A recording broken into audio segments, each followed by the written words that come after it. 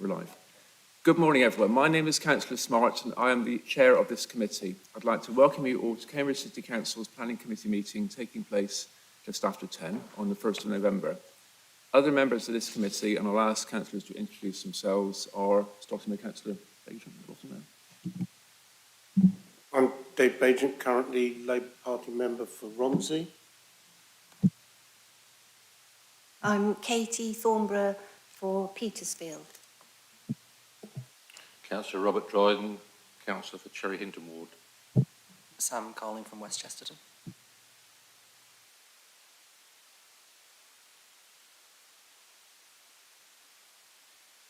Go to Councillor Bennett first and you sort of get yours going. It's probably not been turned on.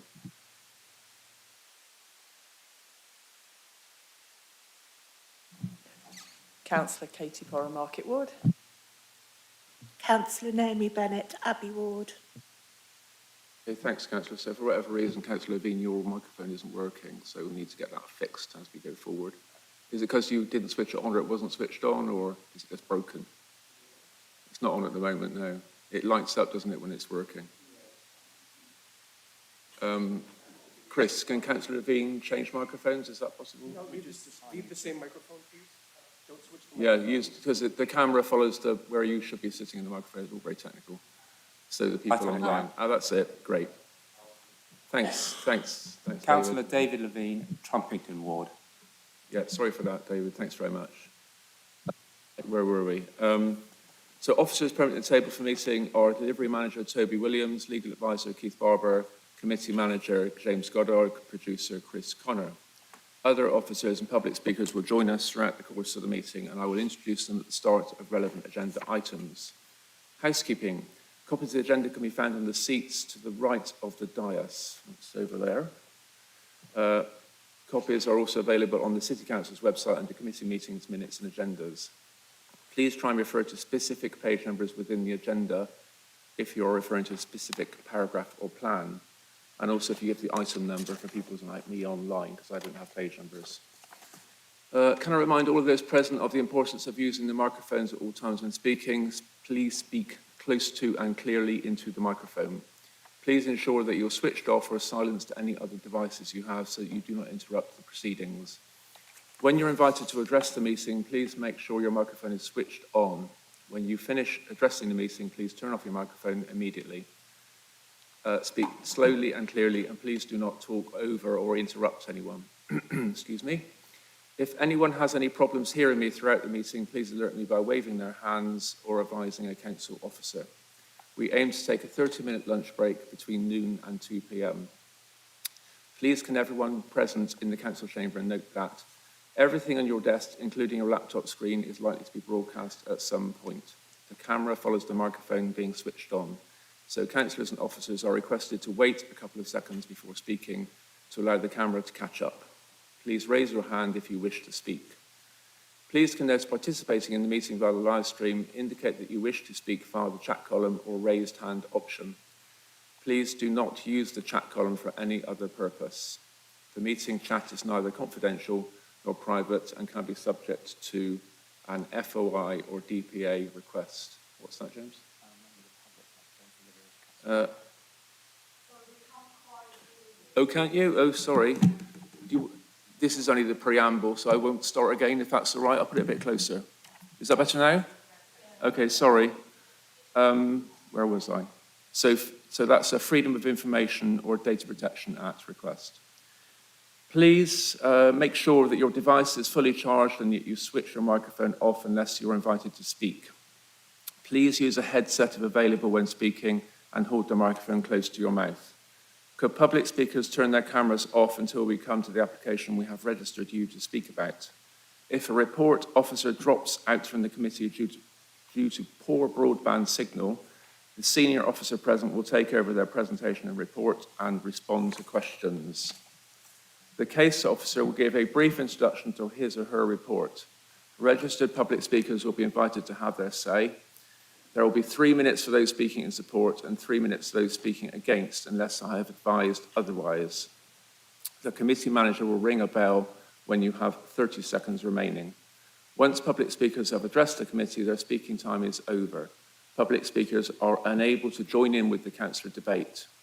The committee will then discuss and debate the item and may ask questions of the case officer. At the end of deliberation, I will ask members to vote on the officer's recommendation by a show of hands.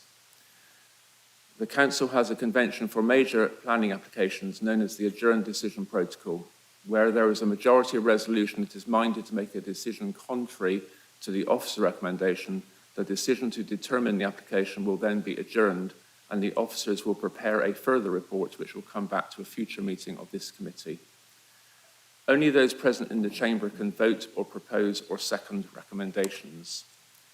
For the comfort of councillors, officers and the public, I may choose to call short breaks during the proceedings. If councillors or officers require a break at any point, please indicate to me and I will halt proceedings at the next convenient opportunity. Right. Apologies. So, do we have any apologies? I think we're all here, aren't we? And just a couple that aren't going to do this first item. Right. No apologies. So, declarations of interest, councillors. Councillor Bagent. Chair, I'm a member of Cambridge Cycling Campaign, and in regards to item 5, I've received a considerable amount of emails and read them all and responded to the effect that as a member of the planning committee I can't give an opinion prior to the meeting. And I've also had some people have spoken to me about this, and I've pointed out the same thing to them, and that also applies to item 7, but there's only been a few emails, but I have had emails in regards to item 7. But I come to this committee completely unbiased. Thank you. Thank you very much, councillor. Councillor Thornborough. So 2 applications are within the ward of Petersfield. The first one is St Matthew Centre, and I've lived directly next to the space and the trees and use the space, and I'm predetermined, and I'm going to be stepping aside and speaking on behalf of the ward the residents for that one. For Botanic Place, I'm aware of the application, but I haven't formed an opinion, and so I'm unfettered on that one. Thank you. Thank you, councillor. Councillor Carling. Thank you. Just to flag that I'm the exec councillor with responsibility for open spaces. So that's Speak closely to your microphone, please, councillor. Try to look at the item number. Just to flag that I'm the exec councillor with responsibility for open spaces, but that doesn't predetermine me in any way for application. It's number 5 on the agenda. Thank you, councillor. Councillor Levine. Thank you, Chair. Quite a number of years ago, I made some inquiries about Flying Pig and what was happening on that project. It was a number of years ago. I can't actually remember the question that I asked, but it was in general, and my discretion is unfettered. Thanks, councillor. Councillor Bennett, did you have your hand up? Yes. Thank you, Chair. I think a number of people in this room have already seen the chain of advice between me, legal officers, democratic services and the St Matthews campaigners. Because the Green Party has campaigned so hard against losing the trees, and because it has sent a formal objection that uses my home address, and because I am a leader, I have taken the advice from legal that I should not vote or participate in this item, but I hope to speak as ward councillor. I also need to make a declaration regarding item 7.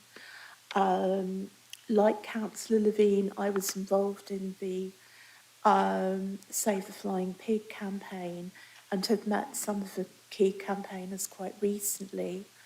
And also, as an Abbey ward councillor, I meet the railpen developers bi-monthly regarding the Beehive Centre development in my ward. However, I have not discussed Botanic Place development with them or with anybody, and my discretion remains unfettered. And I am undetermined on item 7. Thank you. Thank you, councillor. I'll just wait for Councillor Bennett to move to the speaker position in the chamber.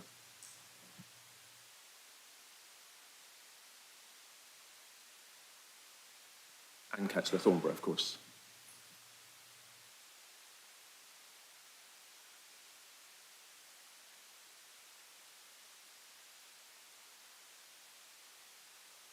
Okay, thanks for that, councillors. So let's get going on the item. So just before we start,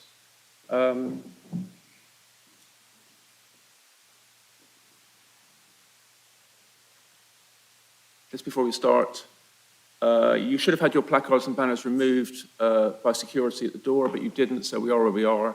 But if you could just allow us to get on with the business of the day, please. So with that in mind, if you could kindly move slightly to your left over there so members can see the screen clearly. I think you're almost not in the way, actually, but just so they can have a full view. So there's two screens, I know, but some members are easier looking at that one over there. So I don't want to interfere with what you want to do. If you want to show your banner, that's fine. But yeah, thank you very much. Thank you. Okay. All right. So item 5, St Matthew's Centre. The case officer is Joanna. I think Joanna's online. Hello, Joanna. Yeah, good morning. Hello. So, good morning. And before we start with you, Joanna, we've got speakers. So, Dr. Valerie Neal, St Matthew's Place, and then we've got a list of councillors. I won't read out all their names. We've got about 5 councillors that want to speak as well. And Dr. Neal, you'll have 3 minutes to speak, if that's clear, as there's only one speaker. Right, okay, so Joanna, you go on, present the item then, please. Thank you, Chair. I don't have the committee room showing on screen. Can you just confirm that you can see that slide? Yeah, I can see the slide and I can see you in the top right-hand corner as well, so that's all good, thank you. Thank you. So the St Matthew's Centre application is an alleged subsidence damage case.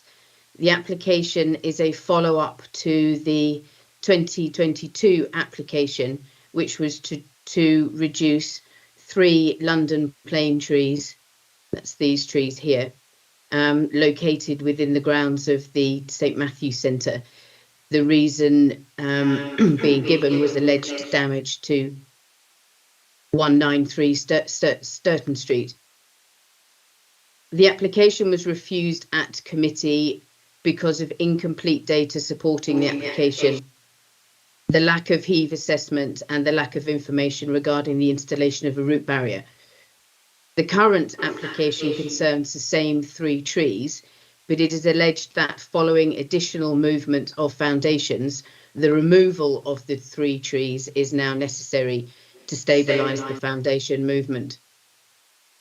Numerous objections to the trees removals have been received from residents, councillors and other groups.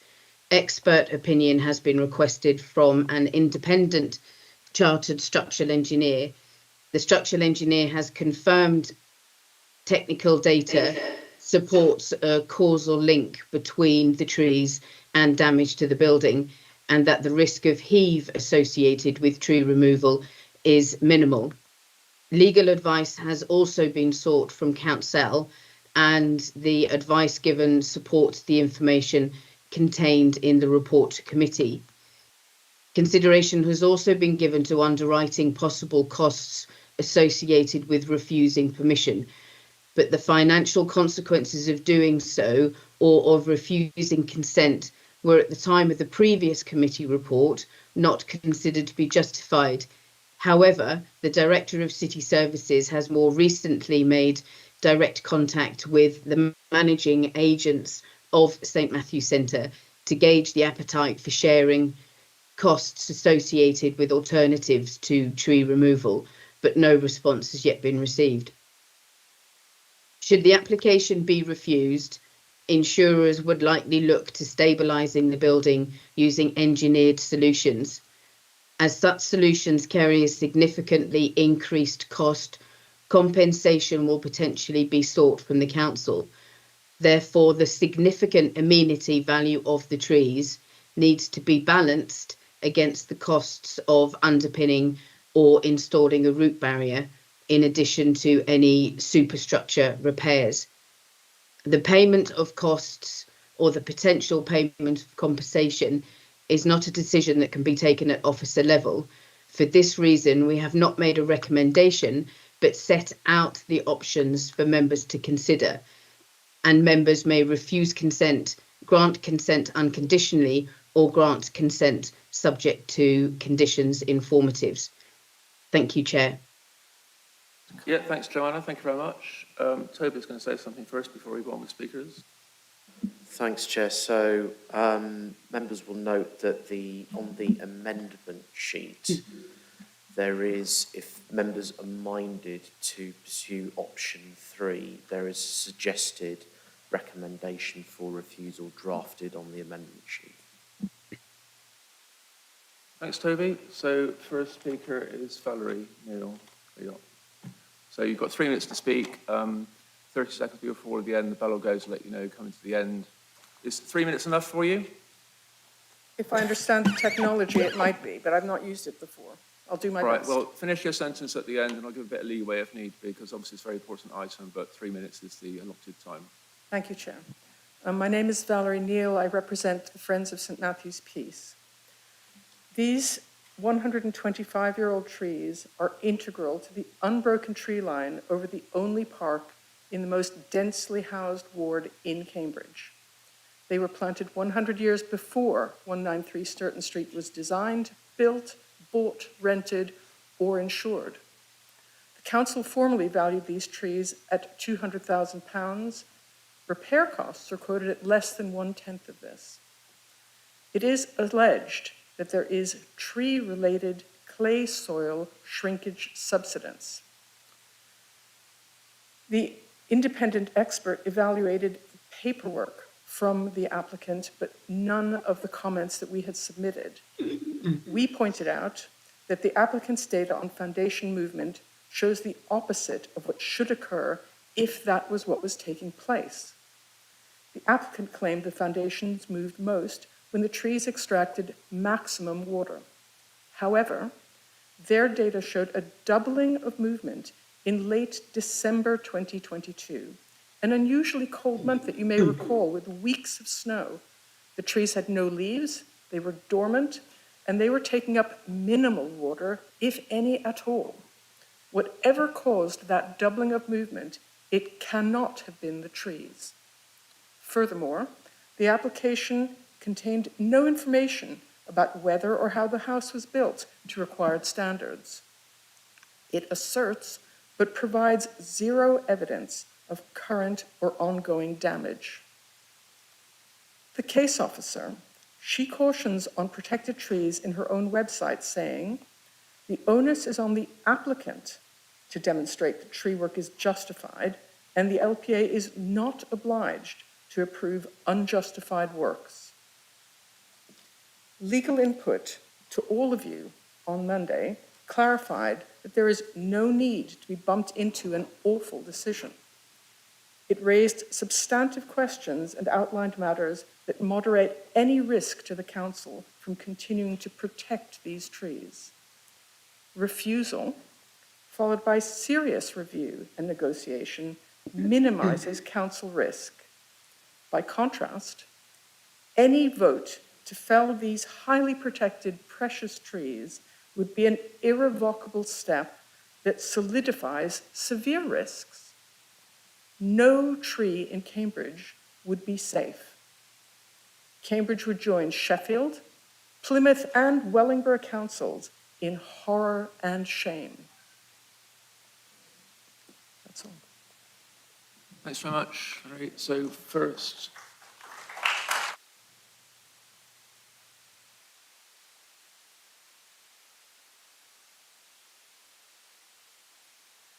so just before we go on, so this is the Planning Committee, it's a quasi-judicial committee of the City Council in Cambridge.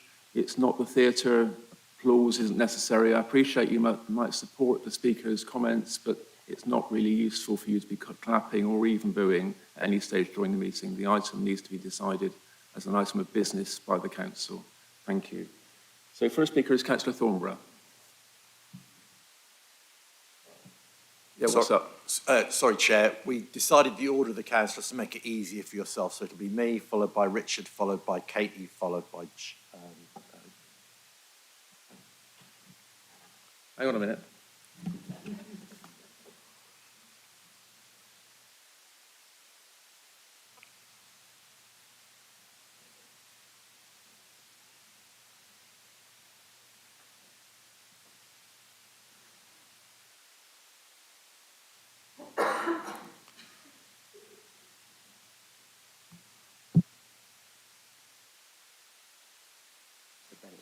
Yeah, I just wanted to check. So normally we take the speakers, including councillors, in the order that they register.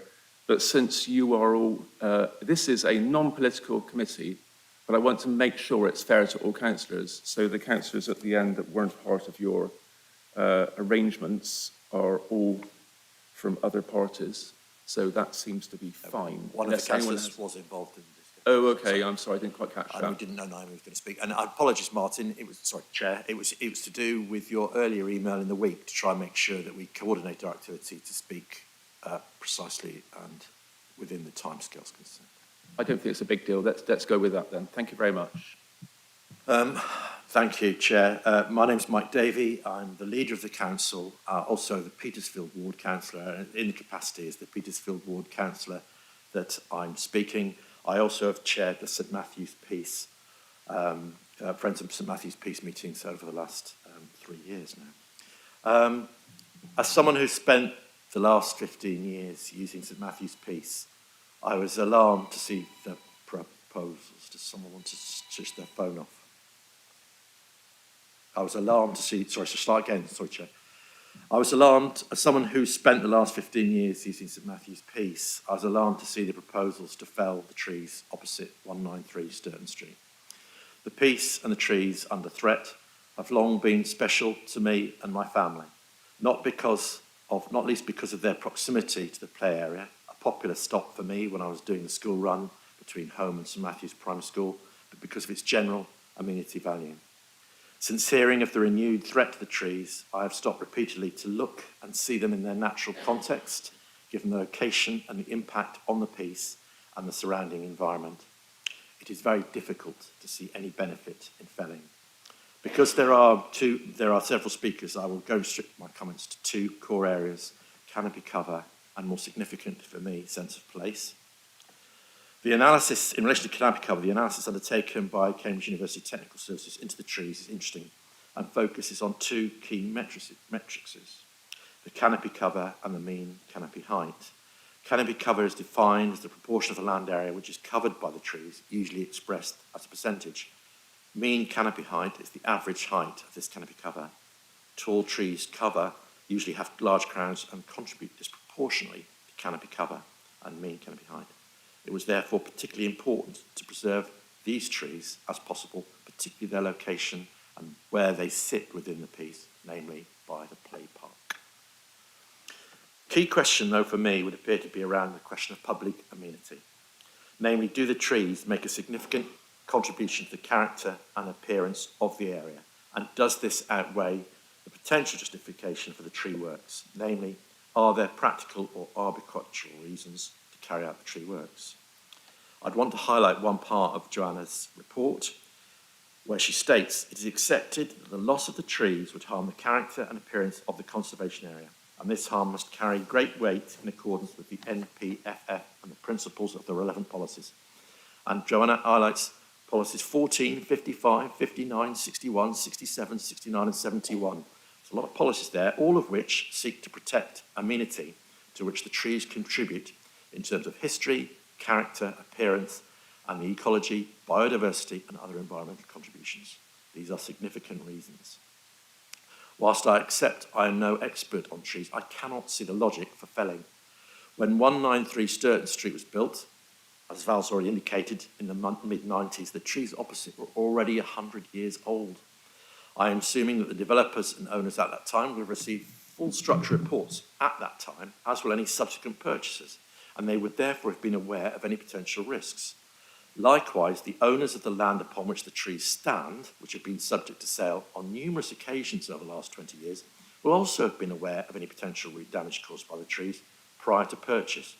Surely the owners must take the consequences of their purchases, including leaving the trees standing. The old maxim of let the buyer beware must surely prevail. Linked to the above, I'm also extremely concerned by the dangerous precedent which would be created by approval of the felling of the 3 plane trees, which quite rightly is subject to tree protection orders. Would not the outcome of a decision to fell here be that no tree anywhere in Petersfield or indeed Cambridge would be safe from a new build property insurer's demands? These 3 trees are rare, both in that they are mature and that they are in Petersfield, a ward with limited green space and poor tree canopy. With very few mature trees, every tree matters in our ward. Therefore, I must come to the conclusion to object to the proposed felling. I'm afraid I cannot see anything in the documentation on the planning portal that justifies for any such action. I would therefore urge the planning committee to follow option 3, namely to refuse permission to fell the trees. Thank you, Chair. Thank you very much, Councillor. Next councillor to speak. I'm not quite sure now. Oh, Councillor Robertson. Thank you, yes. Now, I'm dealing mainly with the 193 Sturton Street, which is the house which is claimed to have subsidence caused by the trees. When the small cracks appeared in the plaster of that house in 2019, some trial pits and borehole investigations were conducted to the rear and side of the building, but surprisingly not the front, which would logically be the place where the roots would first be encountered.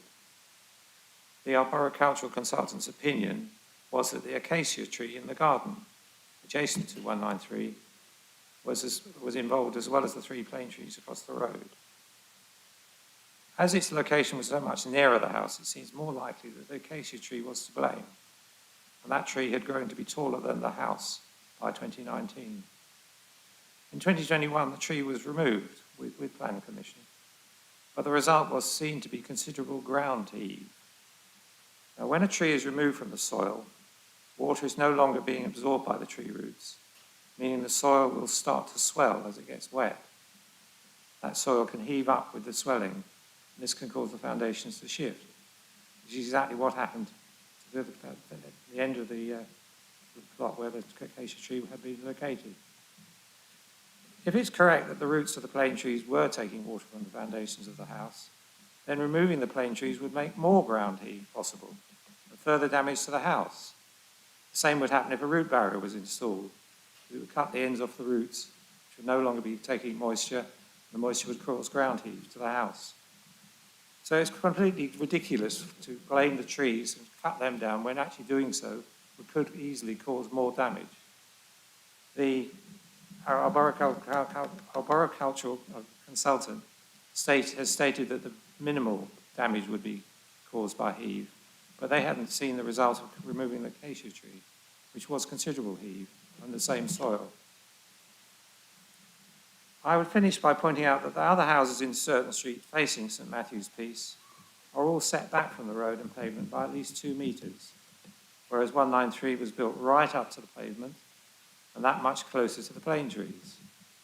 When constructed in 1996, the plane trees were already 100 years old and huge. A root barrier should have been provided. It's the blame is entirely on the owner and the subsequent owners of the property. I urge the committee to save these trees, refuse the application, and let the trees continue in their majestic progress. Thank you. Thank you, Councillor. I think Councillor Thornborough, you're next. I'm here as a ward councillor to speak against the proposal to remove these 3 valuable trees. Previous objectors have made a very strong case to refuse the application.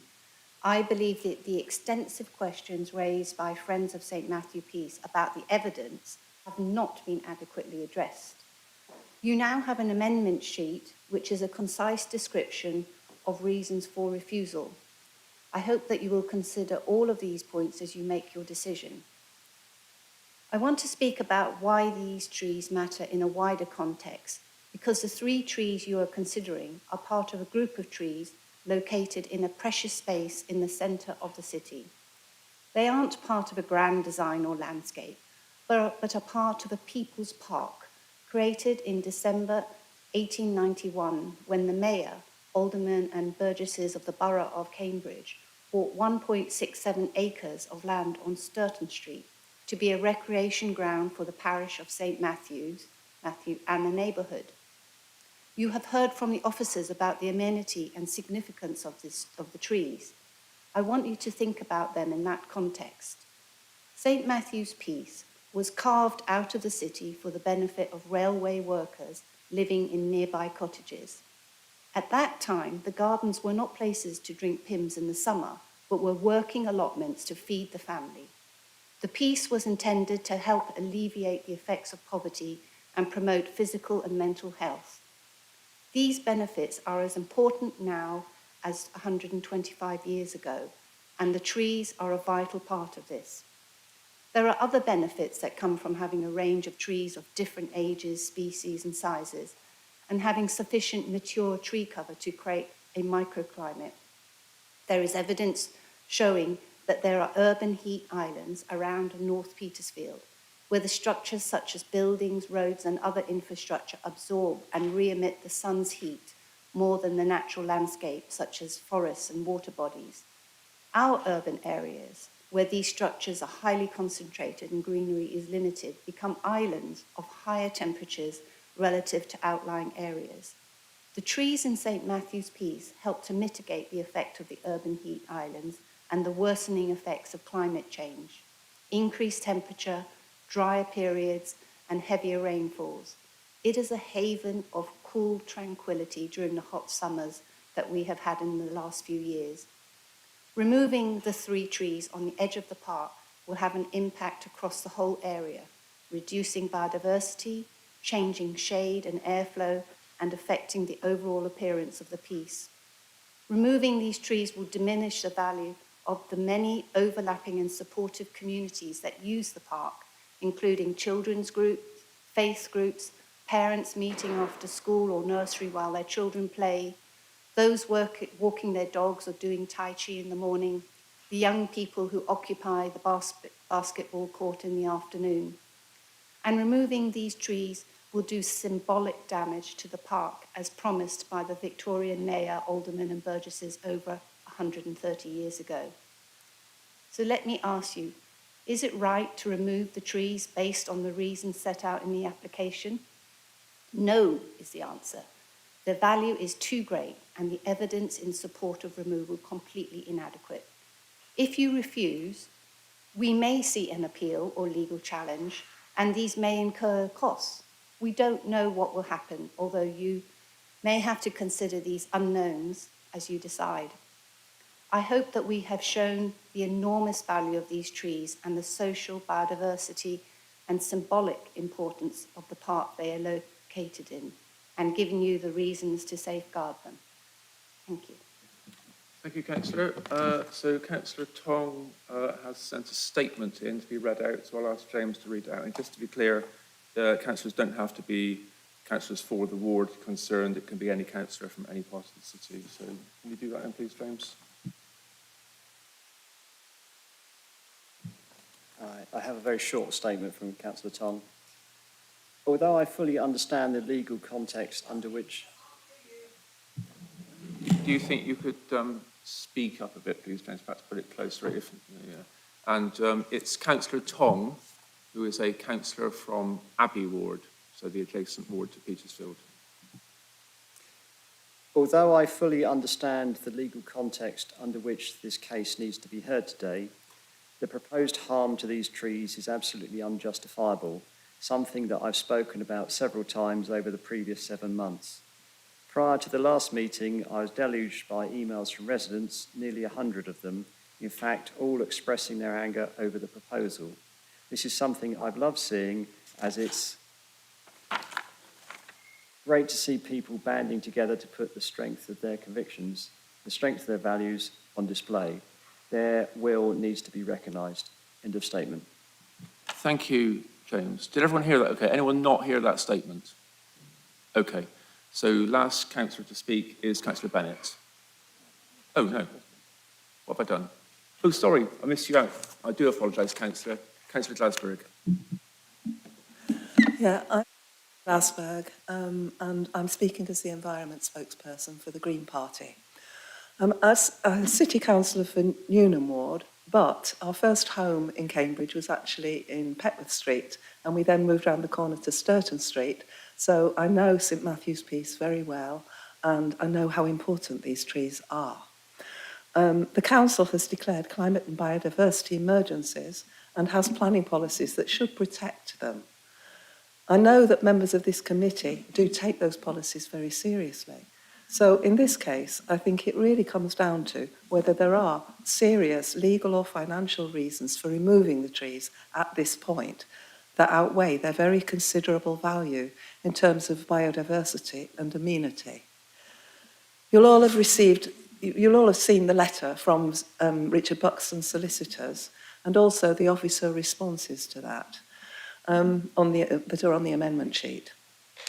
Richard Buxton do have considerable experience in cases like this, so I would just like to recap very briefly on the reasons why they believe this application should be refused, which are still very valid.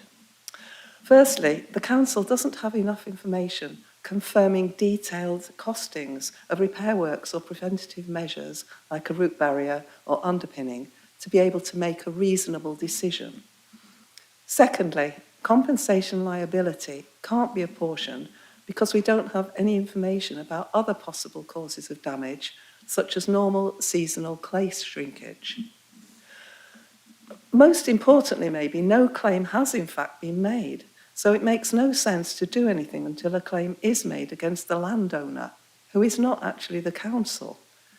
The council would then know its position, and the landowner will also have some financial responsibility. They may, in fact, decide to refuse to remove the trees.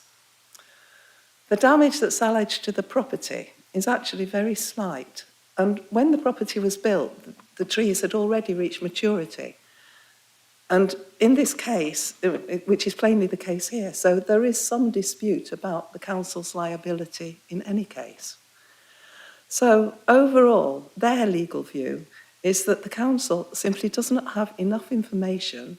It would be premature to approve this application now, and they should refuse consent. If a claim is made, the council should then be prepared to deal with it very robustly. Thank you. Thank you, Councillor. Councillor Bennett. Thank you, Chair. My colleagues have spoken very well and very eloquently on the importance of these trees for residents. I do not think there is anybody in this room who would dispute that. Councillor Glasberg has also spoken about the Richard Buxton statement in the amendment sheet, which seems to be very well argued. I said that I would only speak on matters which my fellow councillors had not addressed. And in this context, I want to just point out one thing.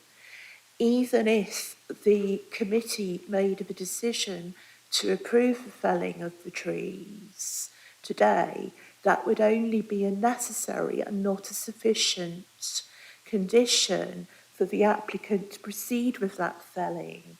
The trees do not the applicant or the council. The permission of the owner, an offshore trust with professional trustees, must be sought. And because of the nature of the trust, it is unlikely that that permission would be granted easily or quickly. It cannot be said that the council's decision to refuse permission for felling, if that decision is made, means that the council is liable for any damage, because it is not the causa causans. Because whatever the decision of the council is made today, and I'm not prejudging that, it does not permit the applicant to proceed with the felling, and therefore it cannot affect council's liability. Thank you. Thank you, councillor. So thanks to all those councillors and the public speaker who's come today to speak on the item. So I'll just say one thing with regard to the public speaker. I thought, in my opinion, the comparison with this planning item from the Shared Planning Service with regard to Plymouth and Sheffield was not appropriate.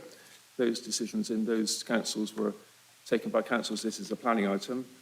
And the other three things I'll say is that it applies to all items really that come to council. But so I'd say come to the item with an open mind and listen to the debate before you make a decision.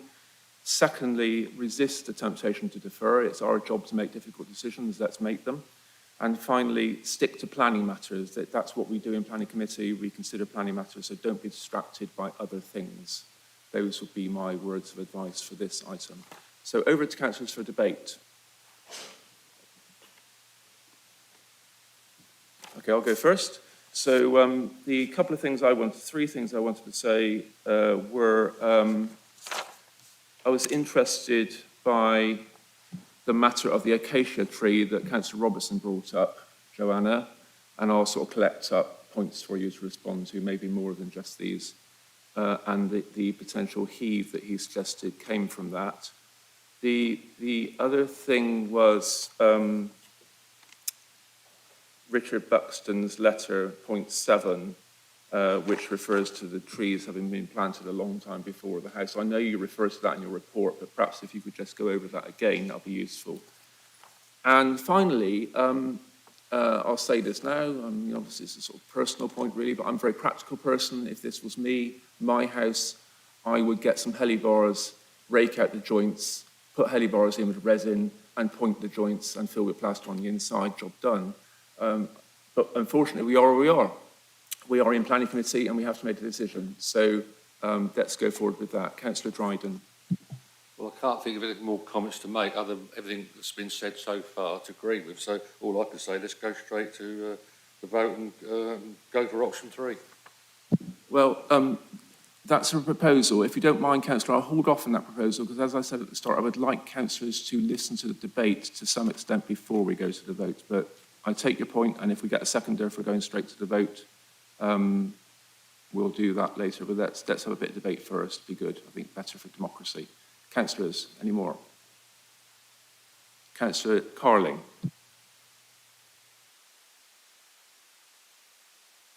Thank you, Chair. I think we've all got so much to say. It's kind of a bit awkward as deciding which order to go in. The whole process here, to me, is wrong. We've, in essence, been playing a bit of a game of chicken with the applicant.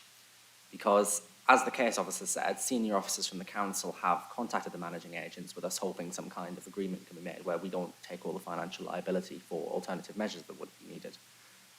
But they hold a lot of the cards. Sorry? Oh, sorry. Apologies.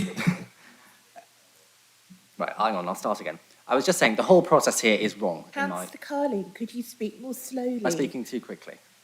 Okay, third attempt. Can we just, hold on a minute, hold on. Through the chair, please, councillor, you're not in this committee anymore, councillor. So you're, as far as I'm concerned, a member of the public at this time. So, councillor Carling. Thank you, Chair. You may continue. So, the whole process here is wrong. We have, in essence, been in a situation of catch-22 because the applicant holds a lot of the cards because once we make a decision, well, not the applicant, the managing agents, their position is improved dramatically. If we allow it, then they, in essence, can let us take the blame if the trees are felled. If we refuse it, then they can try to claim the costs from us. So it's not a really good situation, especially given we are seeing more and more of these types of application. These sorts of measures could become quite a dramatic drain on the council's finances in the future, and this is not supposed to be a committee that makes financial decisions. We are supposed to make planning decisions. And that's the whole reason that the now abolished Article 5 of the Town and Country Planning Act used to absolve local authorities of financial liability for decisions like this one. And I really think that we must be calling on the government to reinstate the provisions of that article as soon as possible to allow us to make these sorts of decisions without the threat of financial penalties for the council hanging over us. Just to be entirely clear for the benefit of people watching, I want to clarify something that came up in the emails we received prior to the first time this came to committee. the City Council hasn't submitted this application. We're not pushing in any way for the trees to be removed, but we are here because legally this is the decision-making process to decide the application that was submitted. I'm really disappointed in virtually every aspect of the application. This committee refused the last one, which was to reduce the trees, so the applicant now is trying to remove them altogether. Residents have been incredibly concerned about this rumbling on, with a number of the emails that we all received referencing how the potential loss of them has been affecting people mentally. It seems the applicant hasn't even bothered to turn up today to speak in support of their own application, which also speaks volumes. And I think one of the worst parts of this whole saga is how unnecessary a lot of it is. We can't predetermine applications before the committee sits, rightly so, and I emailed everyone that emailed me the first time to explain the situation around that. And all of us have come to this meeting with open minds about the application, as we are required to do. However, bearing in mind the values of the council, this committee, and us as individuals, I would be immensely surprised if the committee approved this application, and that has really been the case since the first time I saw it. And it's difficult for all of us not being able to give our own views on this and to be able to reassure residents anyway. And I know that that's not been easy for anyone. But in short, I really can't see any planning reasons to go with anything other than option 3. Thank you, Councillor. Very good point, especially the Town and Country Planning Act. Councillor Pora. Councillor Pora. I think Councillor Bajan might have been ahead of me, but is that all right? Thank you. Yeah, I do agree with a lot of what Councillor Carling said. I was a little disturbed by some of the representation received saying it's the council, make the insurer pay. Sadly, that is not how it works. It's a really weird situation because it's a tree application. So, for example, in a similar area, we have rejected something with a large building on that area which affected trees. But this is not an option the way this has come through, which is incredibly frustrating. But nonetheless, we are a planning committee, so we have to consider things. Equally, it's a balance of probabilities for here. So it's literally, if there's any damage which is mentioned by council and the structural engineer, then it could be considered a case for refusal. Again, it's frustrating. So I really hope, as Councillor Carling said, people will join us in making sure that the law can be improved, because it's a really difficult position to be in, sitting on planning committee, thinking if this was a planning application, we could reject it on the grounds of damage to trees, but actually that is completely the opposite situation here. So really, I think, for me, the balance is the value of the trees versus the potential risk. And again, financial risk is something we're not meant to consider, but we are mindful that the council has very, very stretched resources. And actually, with the best will in the world, insurance companies probably have quite a lot more resources than us. So we have to think about that. However, for me, I do come with an open mind, but, you know, this is a particular important area. You know, Petersfield, I know it well. My children have played in that park many times. I was there trick-or-treating last night in the area.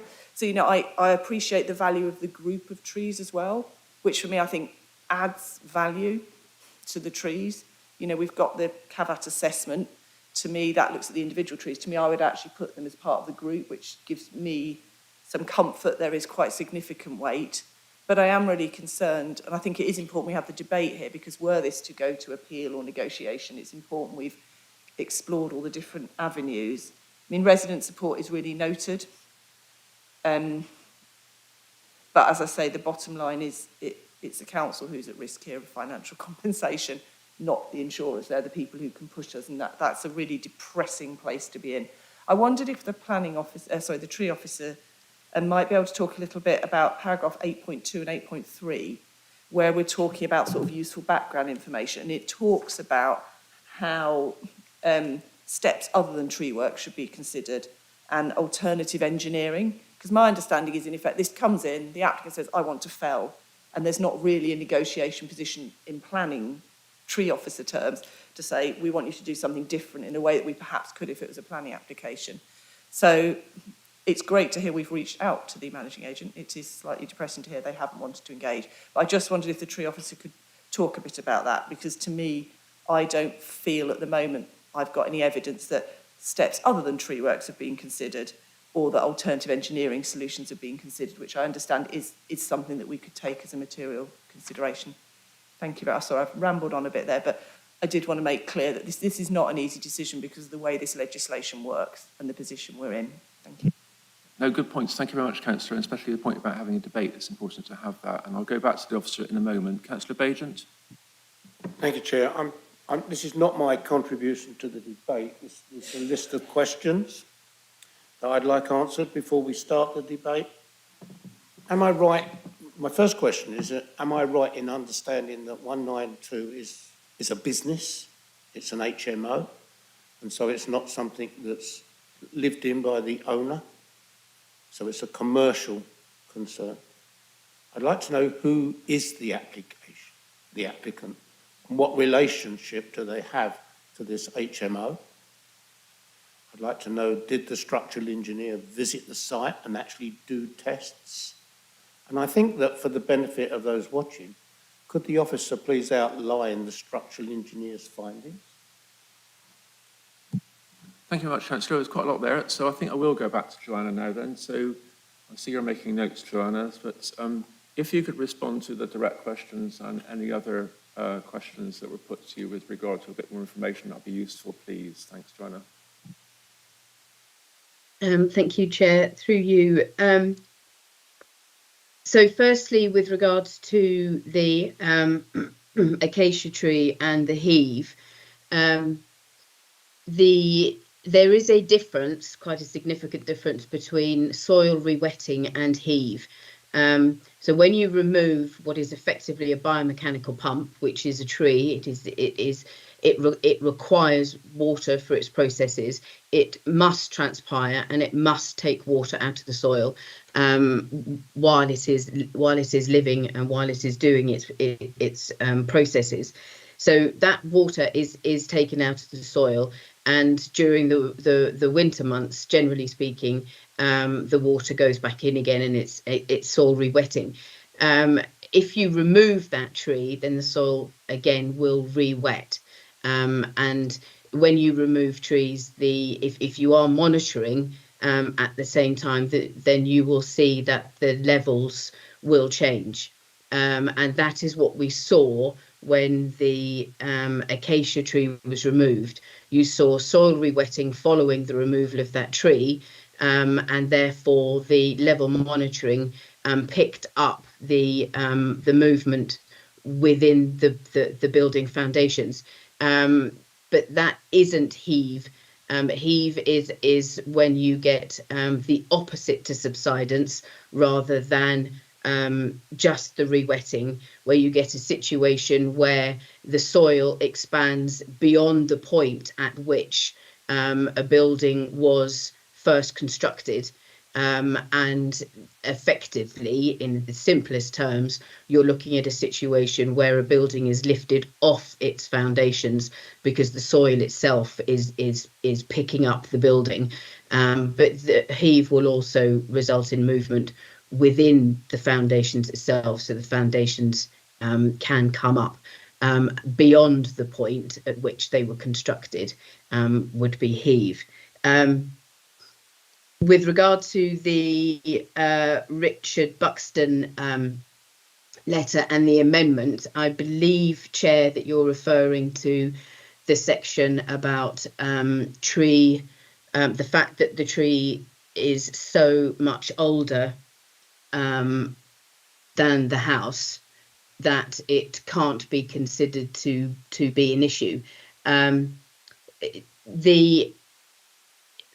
Where foundations are shown to be inadequate, then there wouldn't be a situation where the tree would be considered a nuisance, or might not be a situation where the tree would be considered a nuisance, because the foundations themselves are inadequate to seasonal movement, for example, not just movement that could be associated with tree roots. But where you do have foundations that are have been deemed appropriate, which is the case with 193 Sturton Street, because the foundations met building regulations and are in some places within the building in excess of building regulations, then you can find a situation where, irrespective of age, the tree could be the nuisance. The other element within that paragraph relates to the seasonal movement, and what we've got is evidence of movement and desiccation well below the effects of climate alone. Without a vegetative influence, you would not find the desiccation at the levels shown within the information. The sun is not capable of penetrating that low. So vegetation would be the only reason for desiccation at the levels that the house is founded. Forgive me if I'm wrong, but I believe there aren't any questions to be answered with regards to Councillor Carling's comments. So Councillor Pora,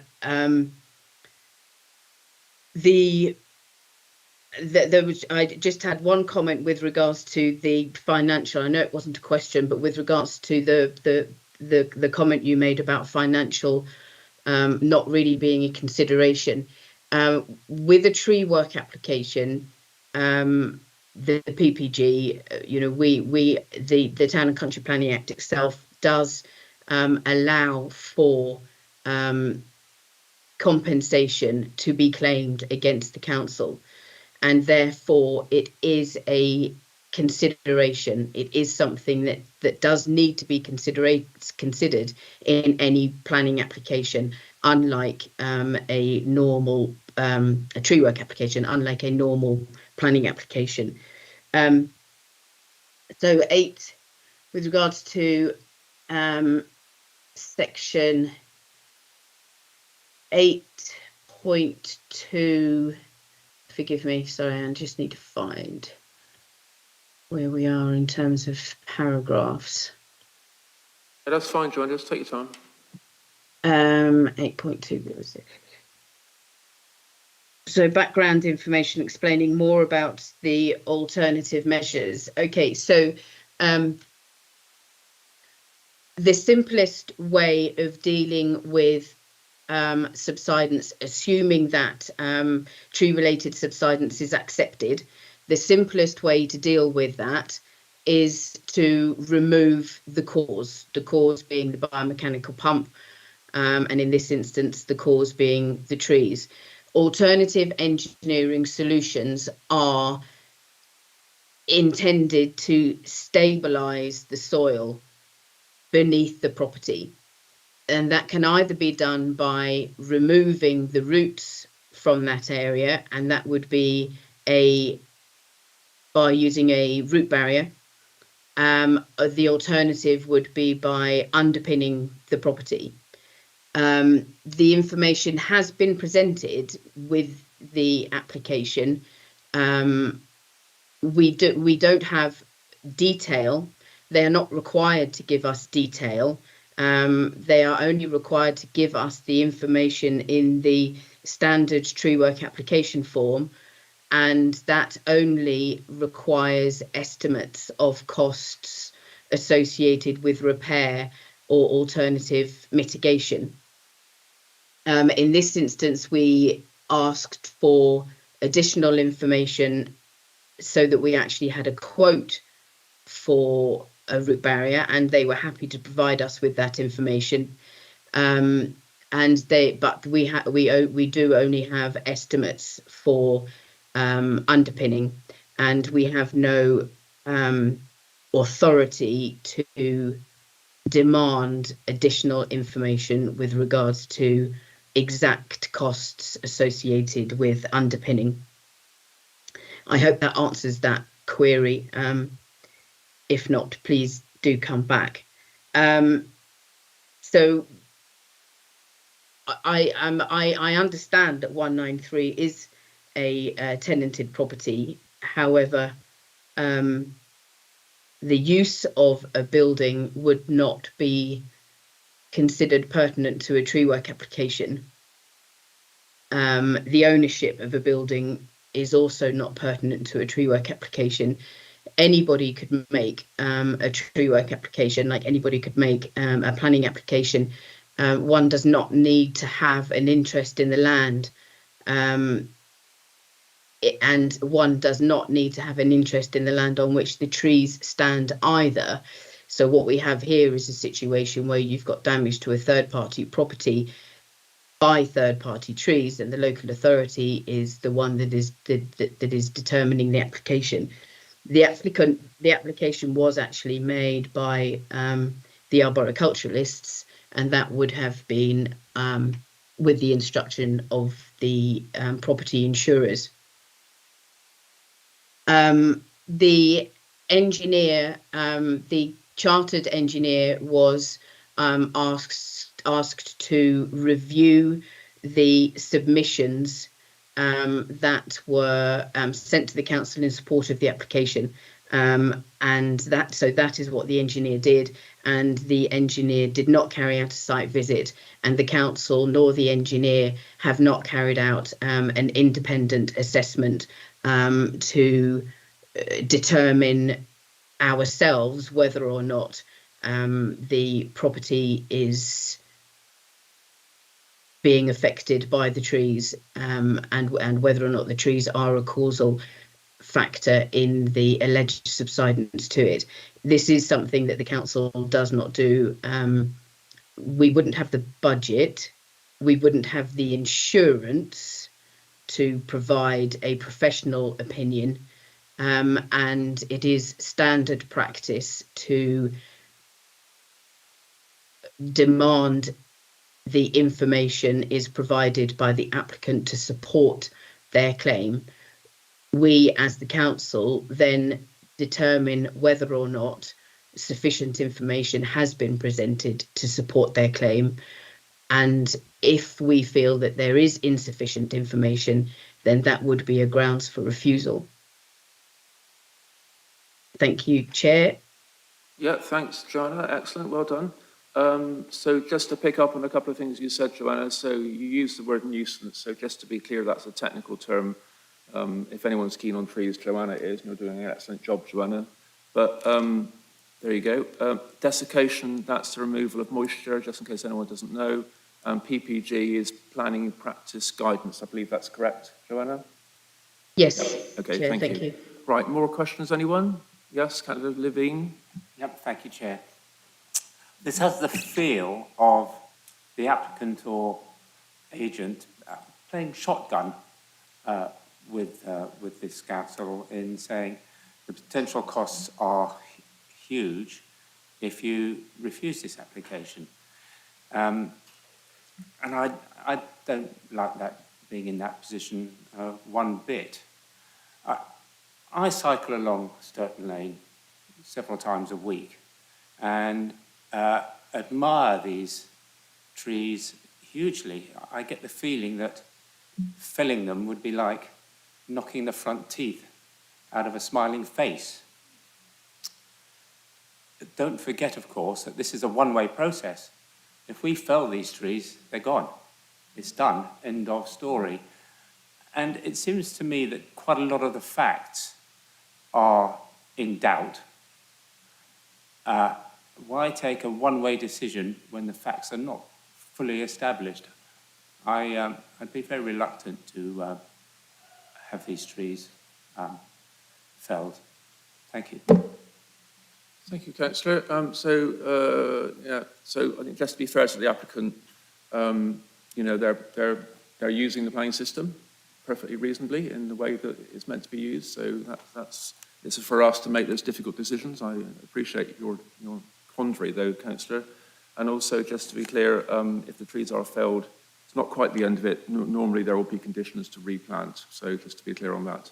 More questions, councillors? Councillor Bajent. Chair, I'm just a bit concerned about the idea that no independent assessment to determine if the trees are the cause of the problems at this house. We've had evidence shown to us about the acacia tree. The house was built after the trees were sort of fully developed. So why don't we have evidence that tells us why this house is cracking, if indeed it is even cracking? I just think I'd like the officers to comment more about that, because anybody can put in a claim to say, well, my house is cracking and that tree over there is causing it. But we have given no evidence to suggest that we've even looked into the reason. And I think that the officer needs to explain just a little bit more. Thanks, Councillor. So I appreciate the spontaneous outburst at my comment about replanting. I know that you can't replace 125-year-old trees straight away, but I'll just ask Joanna to talk about those possible conditions if that was the decision of this committee. And also, Joanna, if you can talk about the no independent assessment that Councillor Bajan has just referred to. Thank you, Chair. With regards to a tree work application, the applicant is obliged to provide the council with the necessary information to allow the council to make a decision. The process isn't that somebody says, I don't want this tree, I'm going to apply for permission, and then the council uses its resources, time, finances to then fully assess why somebody might want to remove a tree.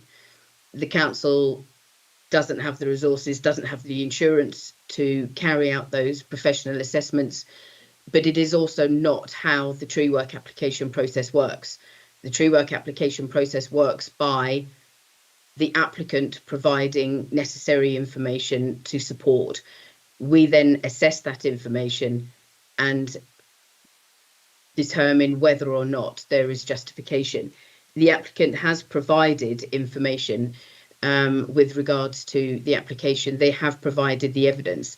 They have shown that there are roots of the London plane trees under the foundations of 193 Sturton Street. They have shown that the soil is desiccated to a depth that wouldn't be desiccated without vegetative influence. They have shown that the foundations of the property are moving cyclically in accordance with tree phenology. Therefore, when the trees are in leaf, then that is when the maximum desiccation of the soil is occurring. And when the trees are not in leaf, the soil is re-wetting, and that is having an impact on the movement of the foundations. So the foundations have been going up and down in accordance with typical vegetative cyclical movement. So the evidence has been provided. The experts, independent expert has assessed that information. If no evidence was presented with the application as it is suggested, then the expert independent structural engineer would have said there is no evidence for me to assess. The structural engineer has assessed the information that was presented and has confirmed that it shows a causal link between the damage at Sturton Street and the London plane trees, specifically in the St Matthew Centre. I hope that answers the question. With regards to conditions, yes, absolutely. Any planning application, tree work application, we can attach conditions to, and those conditions would include replacement planting, a requirement for replacement planting. Thank you, Chair. Thanks, Joanna. Right, any more? Councillor Pora. Thank you, Chair. I would like to thank the officers and Joanna for their work on this. This is really difficult. I work with our tree officers a lot. There's a lot of protected trees in my ward. I know no tree officer wants to take down a tree, but they are bound by the legislation to make the recommendations that are consistent. So I just wanted to note that, because I think this is, there's a huge volume of people against it, but I don't want people to interpret that as officers. The decision makers are here. We are the decision makers, and we're the ones who choose whether we run up potential liabilities for the council, not the officers. And it is important as well, as the Chair's mentioned, that we talk about any positives. There may be few, but nonetheless, because were this to go to appeal in the future and stuff, we would want to make sure we considered everything. So, for example, what replacement trees could be done and whether we would consider them to replace the value of the 125-year-old trees there or not. So it's, to reiterate my frustration, because of the way this, quite legally, this application has been done by the applicant, we can't demand more information. We can't require them to do other options in the same way that we might in other planning applications. And I do note, as Joanna said, obviously finance can be considered. I think I was thinking more of the appeal route, where we're always told on planning committee we don't consider that. I think to me this shows hugely that our tree regulations in this country are so out of date and they attach very little value to the ecological value of trees. You know, because it's literally little bits of subsidence, knock it down. And that's extremely frustrating. So I hope you will keep to push to change that, because the ecological value of trees, I think, is being much better understood now, both in sort of the climate as well as mental and physical health. It's frustrating as well, because in effect, I feel I'm in the position that were we to refuse, that's kind of when the proper evidence would come forward, and we can't ask for it now. So, you know, I can't fix that. We are where we are. But I am interested that insufficient information could be a grounds for refusal. So if we feel perhaps that, you know, we haven't explored, for me, certainly exploring other options around root barriers and how effective they would be, I feel we are lacking that. Can I also ask, I don't know whether the chair would like to take this now, were we to be minded to refuse when we vote, might we have an opportunity to discuss the proposed reason for refusal at some point?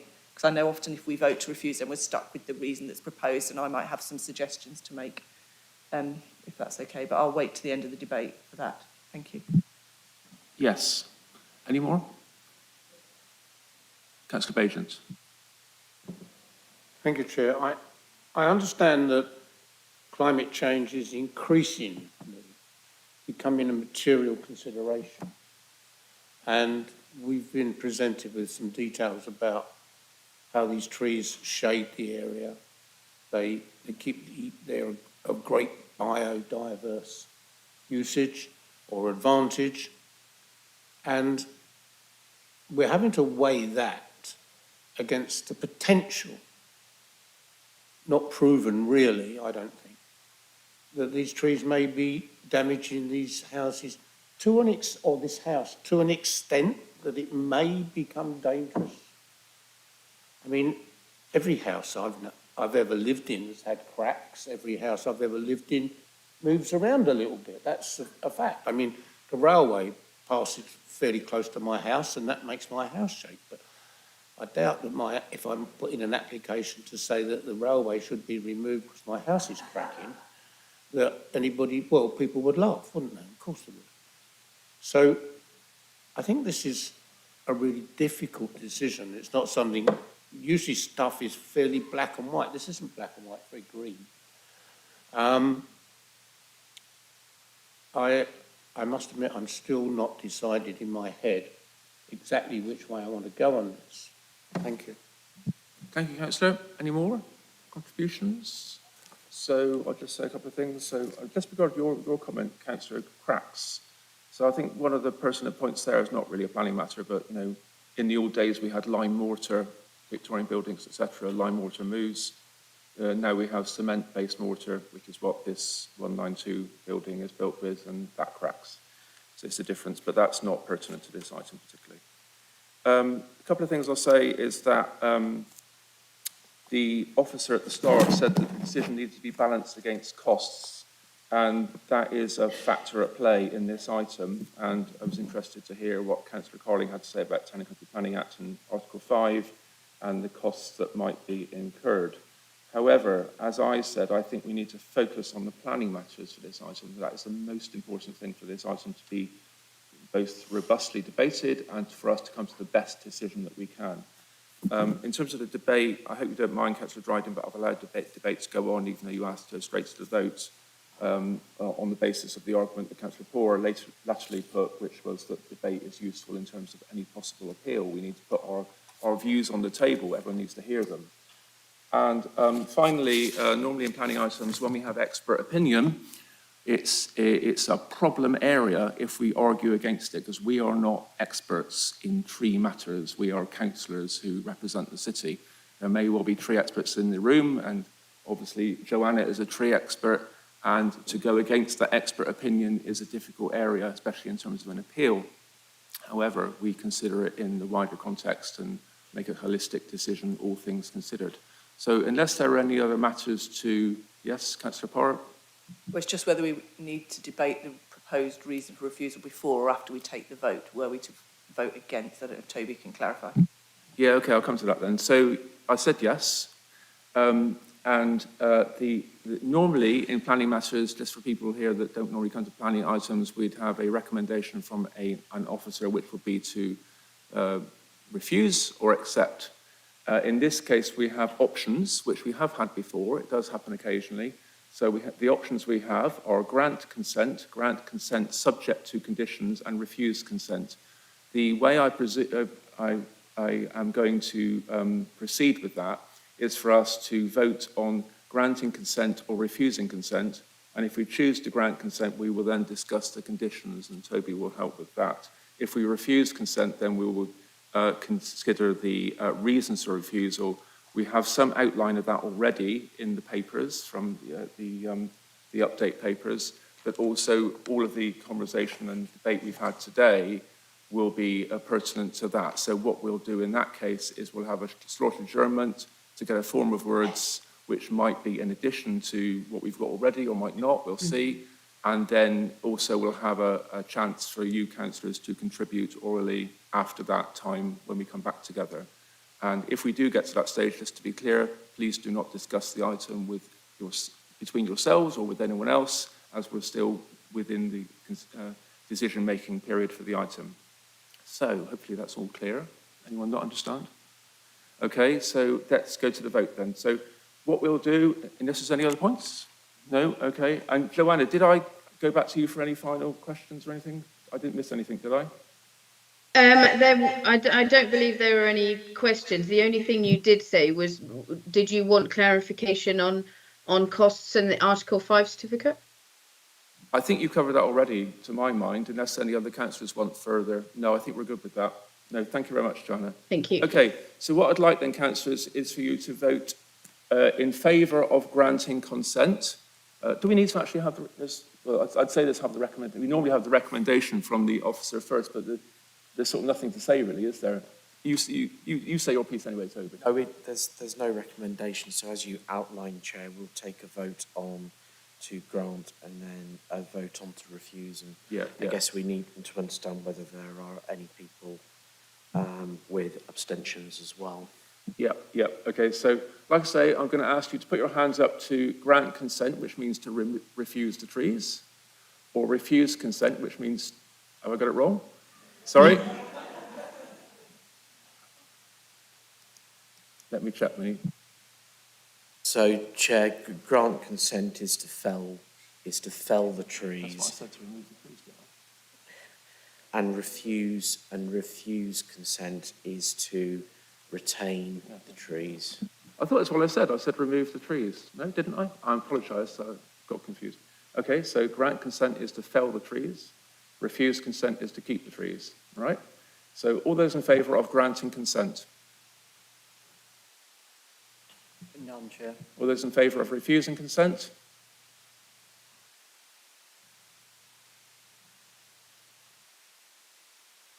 Six, all those who can vote, Chair. So that was unanimous? Not unanimous, Chair, because two councillors have stepped down. So yeah. unanimous of those who can vote, yes. So Yeah. the six of those who can vote. So we're at refuse consent. So we need to consider a form of words now. So we'll have a short adjournment of 10 minutes till 22 for officers to get that. Councillor Dryden. Just say, can't we just use option 3? Chair.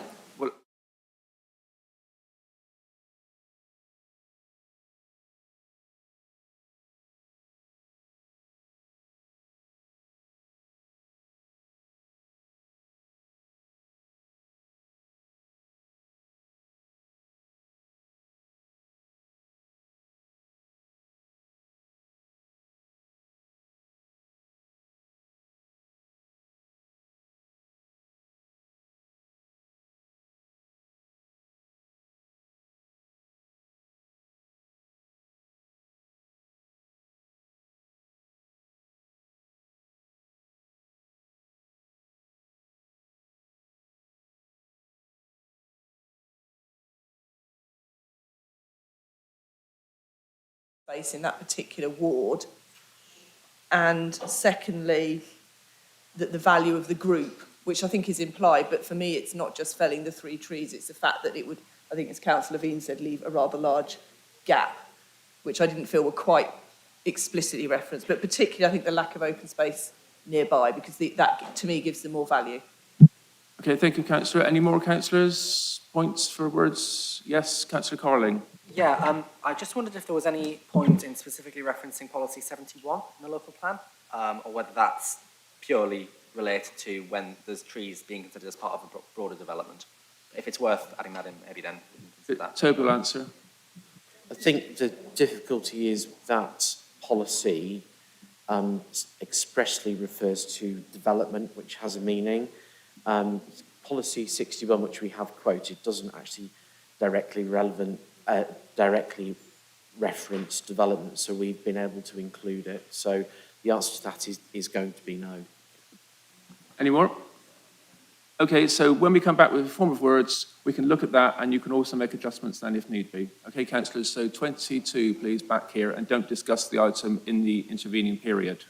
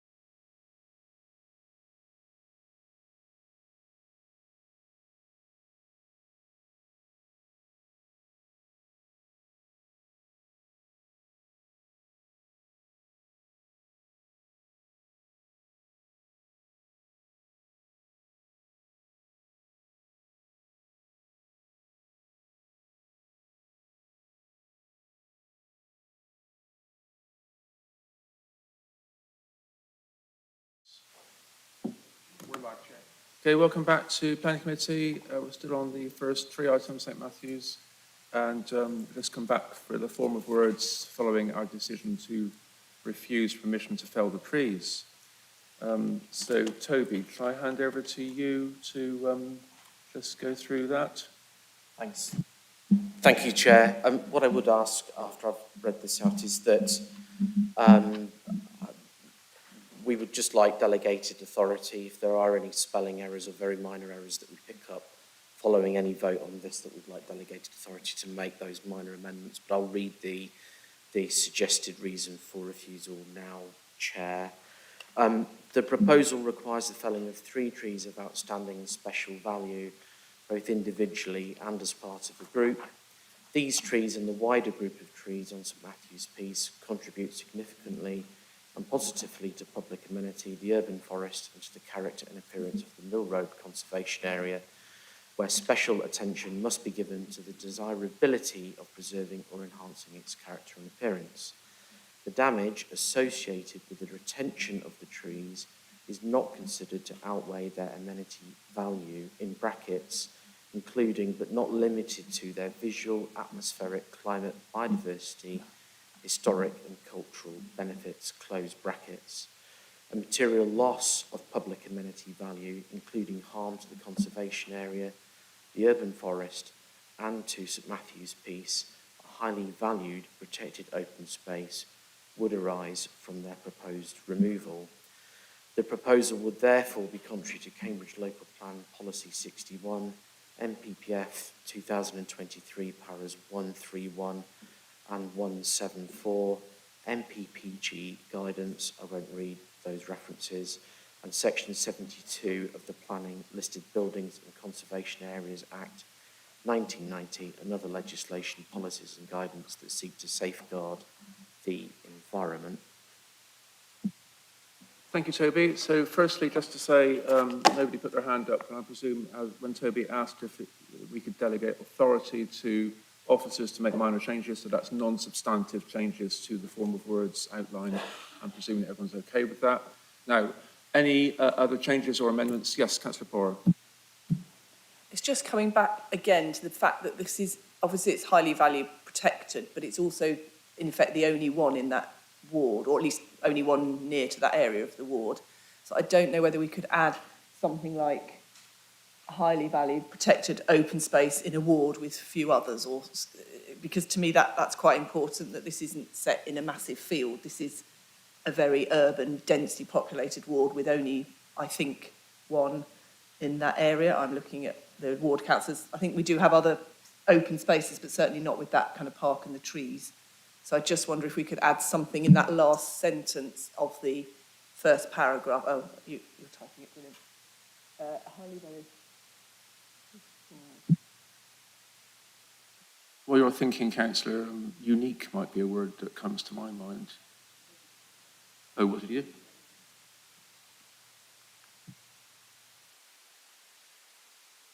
Okay, Yeah, is that thank okay? you, Toby. Yeah, so it now says, I think I might have to read it. Yeah.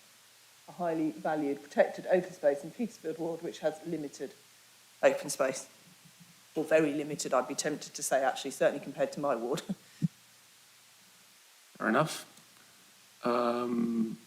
Any more comments, additions, questions? Can't see any hands going up. Okay, I think we're good with that then. So that's the form of words. So let's get a vote on that then.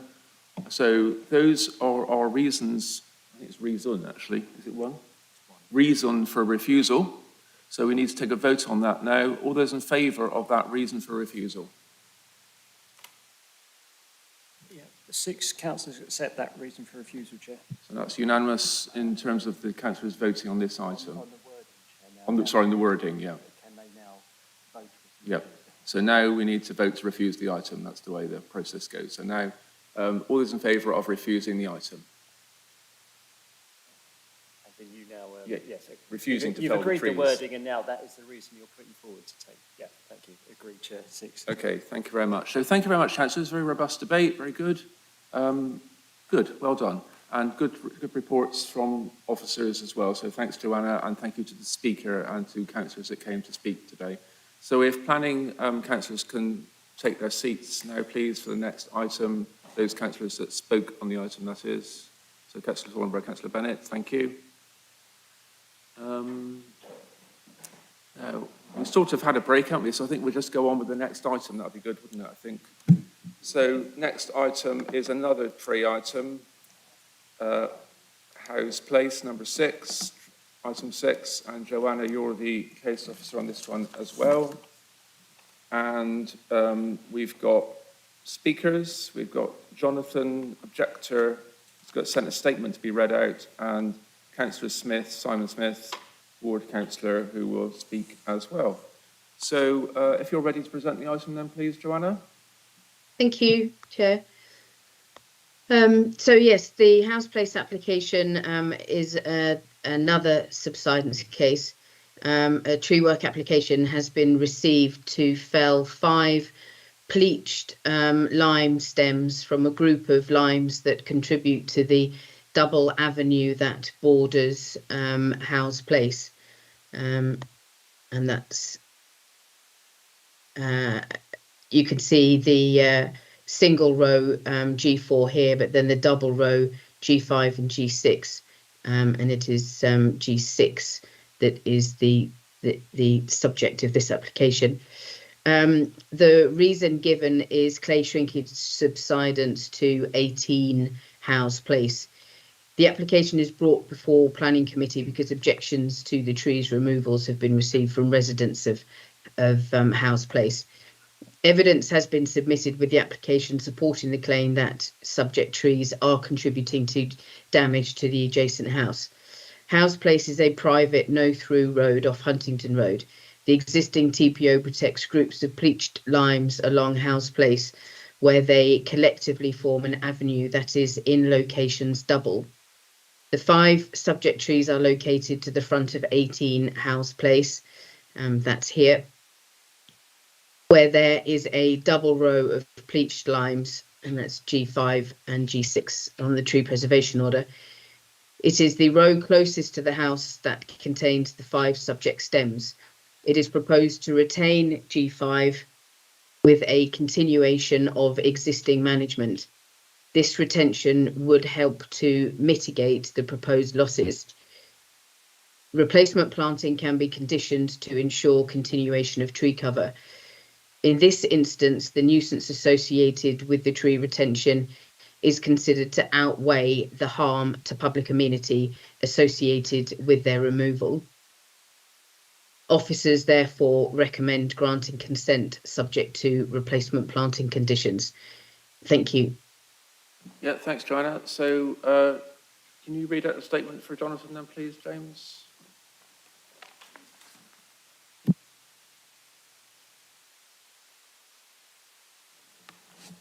So just to be before you start, just to be clear, this is Jonathan Conder. He's an objector. That's correct, Chair. The statement starts, I speak on behalf of the residents living at number 5, 6, 7, 8, and 9, 11 and 12 House Place, who strongly object to the proposed felling of 5 mature pleached lime trees in House Place. We point out the similarities between the House Place situation and the Sturton Street / St Matthew's Peace situation, the Alexandra Garden situation, and the beech tree on Hills Road situation are notable. Large areas of Cambridge are built on clay ground. In periods of hot weather, the clay will shrink, and in periods of wet weather, clay will expand. Buildings constructed on the clay ground are likely to move and cracks appear. As a result of climate change, more clay shrinkage and expansion, and therefore more house cracking is likely to occur. The very worst thing that we as a community can do is remove all our trees, as this will exacerbate climate change related problems. We therefore call on the local authority to act against the destruction of urban environments in Cambridge by tree removal due to the demands of insurance companies. House Place is recognised as a local heritage asset for the architectural interest of the buildings, the street scene value of the buildings set within formal landscaping, and the importance of NIAB and House Place in the social and economic history of Cambridge. In 2010, officers of the local authority recognised that Howes Place was an area of special architectural and historic interest and recommended designation as a conservation area in order to protect and enhance its special character. The local authority is currently consulting on a draft consultation area appraisal, which encompasses the former NIAB HQ building and Howes Place. Within the appraisal, it is recognised that key groups of trees of importance include hedges and bleached lime trees, which line Howes Place on either side of the road and the end of the road. The creator of NIAB and Howes Place, Sir Lawrence Weaver, collaborated closely with Gertrude Jekyll, and Howes Place can be considered a historic and rare example of arts and crafts landscaping. The 4 parallel rows bleached lime trees in Howes Place are protected by a tree protection order because they provide an unusual and aesthetically pleasing avenue of trees which represents the most significant formal landscaping feature in Howes Place. Removing individual or small groups of trees irrevocably destroys the overall coherence of the formal landscaping. The bleached lime trees in Howes Place were planted in the 1920s. Number 18 Howes Place was constructed in the 1940s, 20 years after the trees were planted. Both the trees and houses have existed for 80 years without issue. The correlation between cracks in number 18 Howes Place and the presence of the bleached lime trees is unproven. Other solutions, such as a root barrier, should be installed before the felling of the mature bleached lime trees is considered. The Alexandra Gardens case proves this to be a viable solution. Statement ends. Thank you very much, James. So, Councillor Smith, so you have unlimited time to speak when you're ready. Thank you, Chair. So I refer to the planning policy guidance, which sets out advice to local planning authorities when considering applications to remove protected trees. The first is to consider amenity and impact. This requires an assessment of the amenity value of the tree or woodland and the key likely impact of the proposal on the amenity of the area. In this context, a TPO is sufficient to pass this test. As this advice states, TPOs are used to protect selected trees if their removal would have a significant impact on the local environment and its enjoyment by the public. In 1991, the Council placed the TPO on the trees in compliance with this advice. The Council subsequently reassessed and reconfirmed Howes Place and its trees have special amenity value. In 2006, when designating Howes Place and its formal landscaping as a local heritage asset in the Cambridge Local Plan. As we've heard, in 2009, when recommending designation of Howes Place as a conservation area. In 2023, in the draft Howes Place Conservation Area Appraisal, which concludes the recommendation to designate Howes Place as a conservation area, which is current subject of consultation and carries considerable weight. The combination of layout, building design and landscape in Howes Place is a masterpiece of placemaking that creates an Arcadian haven for soldiers injured in the Great War. In my view, if it was built today, it would be a front runner for a Stirling Prize, it'd be a front runner for a Royal Town Planning Institute Prize for Planning Achievement. The appraisal notes the most important views of the area from Huntington Road, where its straightness allows some distant views of the area and its trees, whilst in closer view, the buildings and the formal landscape come to the fore. The row of bleached limes and interspersed hedges are distinctive. The linear nature is enhanced with rows of bleached lime trees, which generate a strong rhythm and their canopy creating a high-level horizontal emphasis to the street. The area is not currently designated as a conservation area. However, the importance of the area for its homogeneous architecture, as well as its strong, formal, mature landscape scheme, is at risk of losing its special character through cumulative impact of minor change. The appraisal concludes the buildings and landscape are potentially at risk of unsympathetic change despite the bleached lime trees being protected by TPOs. Further TPOs should be investigated to the rear of properties and house place, a strategy for retention, protection and replacement of trees, which include regular inspection and maintenance of all trees within the proposed conservation area, would maintain the character of the area. The strong advice then from the conservation area appraisal is to place TPOs on more trees, not remove more trees, and protectively maintain and protect the trees and existing TPOs. It can be reasonably concluded that the subject trees have high amenity value and their removal would have significant impact on the local environment and its enjoyment by the public.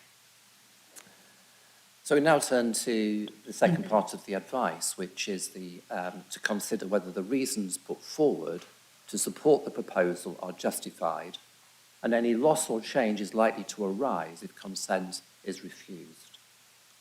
So grounds for refusal cannot rely on detriment to amenity alone. They should relate to the applicant's reasons for making the application. And the officer report notes it's alleged that the trees are responsible for root-induced clay shrinkage subsidence damage to 18 House Place. Now, the technical report by Crawford 2018 on subsidence identified damage throughout the property and noted damage to the property was most prominent where a 6-metre high ash group, which was TG3, was growing within 0.5 of a metre of the property. And the Crawford Addendum Agricultural Report of 22 identified damage to the property as Category 2 slight, which is between 1 millimetre and 5 millimetres. Now, to set that in perspective, Category 3 is moderate, 5 millimetres to 15 millimetres. Category 4 is severe, 15 to 25 millimetres, and Category 5 is very severe, greater than 25 metres. So we're in a slight Category 2. And the Addendum Agricultural Report of 22 identifies lime tree roots 1 metre below ground adjacent to the front of the house and concluded the cause of the movement appears to be clay shrinkage and proximity of vegetation. Whether it's damage indicates the shrinkage to be root-induced. Now, the section drawing of the trial that the consultants undertook shows the foundations to be very shallow, wholly inadequate for the soil, ground and conditions. The supporting documents attached to the application do not back up the longitudinal monitoring data with photographic evidence of damage, although one photograph shows minor cracking of an external wall, do not provide details of the scope and the extent of the lime tree roots, which the applicant purports have and will continue to damage property. A potential risk calculation shows a worst case swell of 59 millimetres, which is considered to be acceptable. That's not my view, that's the consultant's view. It concludes the removal of the lightly vegetative cause would allow soil to rehydrate and for the building to become stable again so the repairs can be undertaken. So further to the recommendations made by the consultants who act on behalf of the insurer, the following trees have been removed to date. So False Acacia T1, 16.5 metres in height and 2.3 metres distant from the property. T2, an ash tree, 14 metres in height, 11.8 metres distant from the property.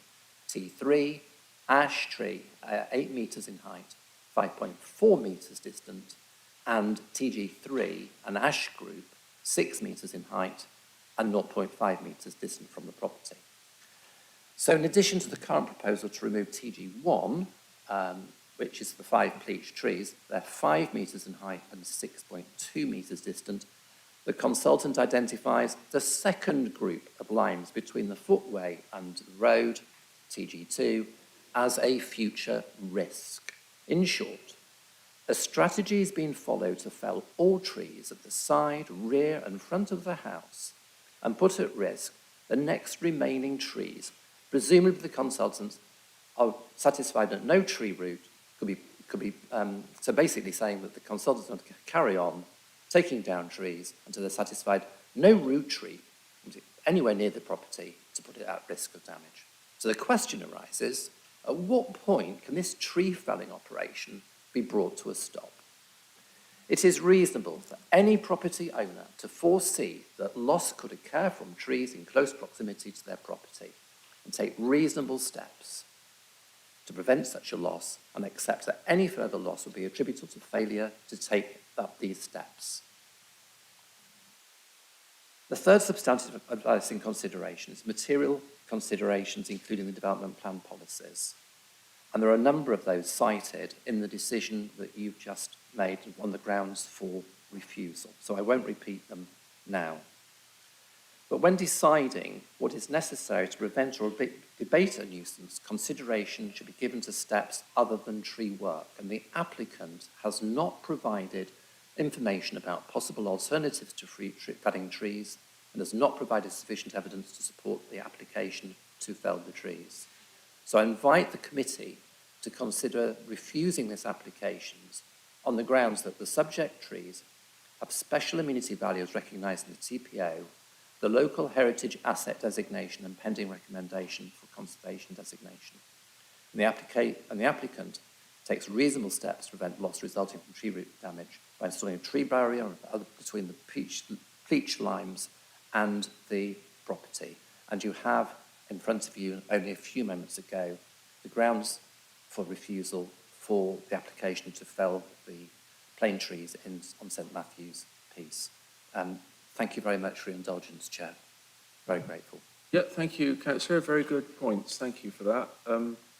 So I'll just say one thing before we get going on debate and questions. So I'd already made a note, but the objector noted that this item was similar to other items, including the previous one considered St Matthew's. So I just emphasise, councillors, that this is a new planning item, needs to be considered on its own merits.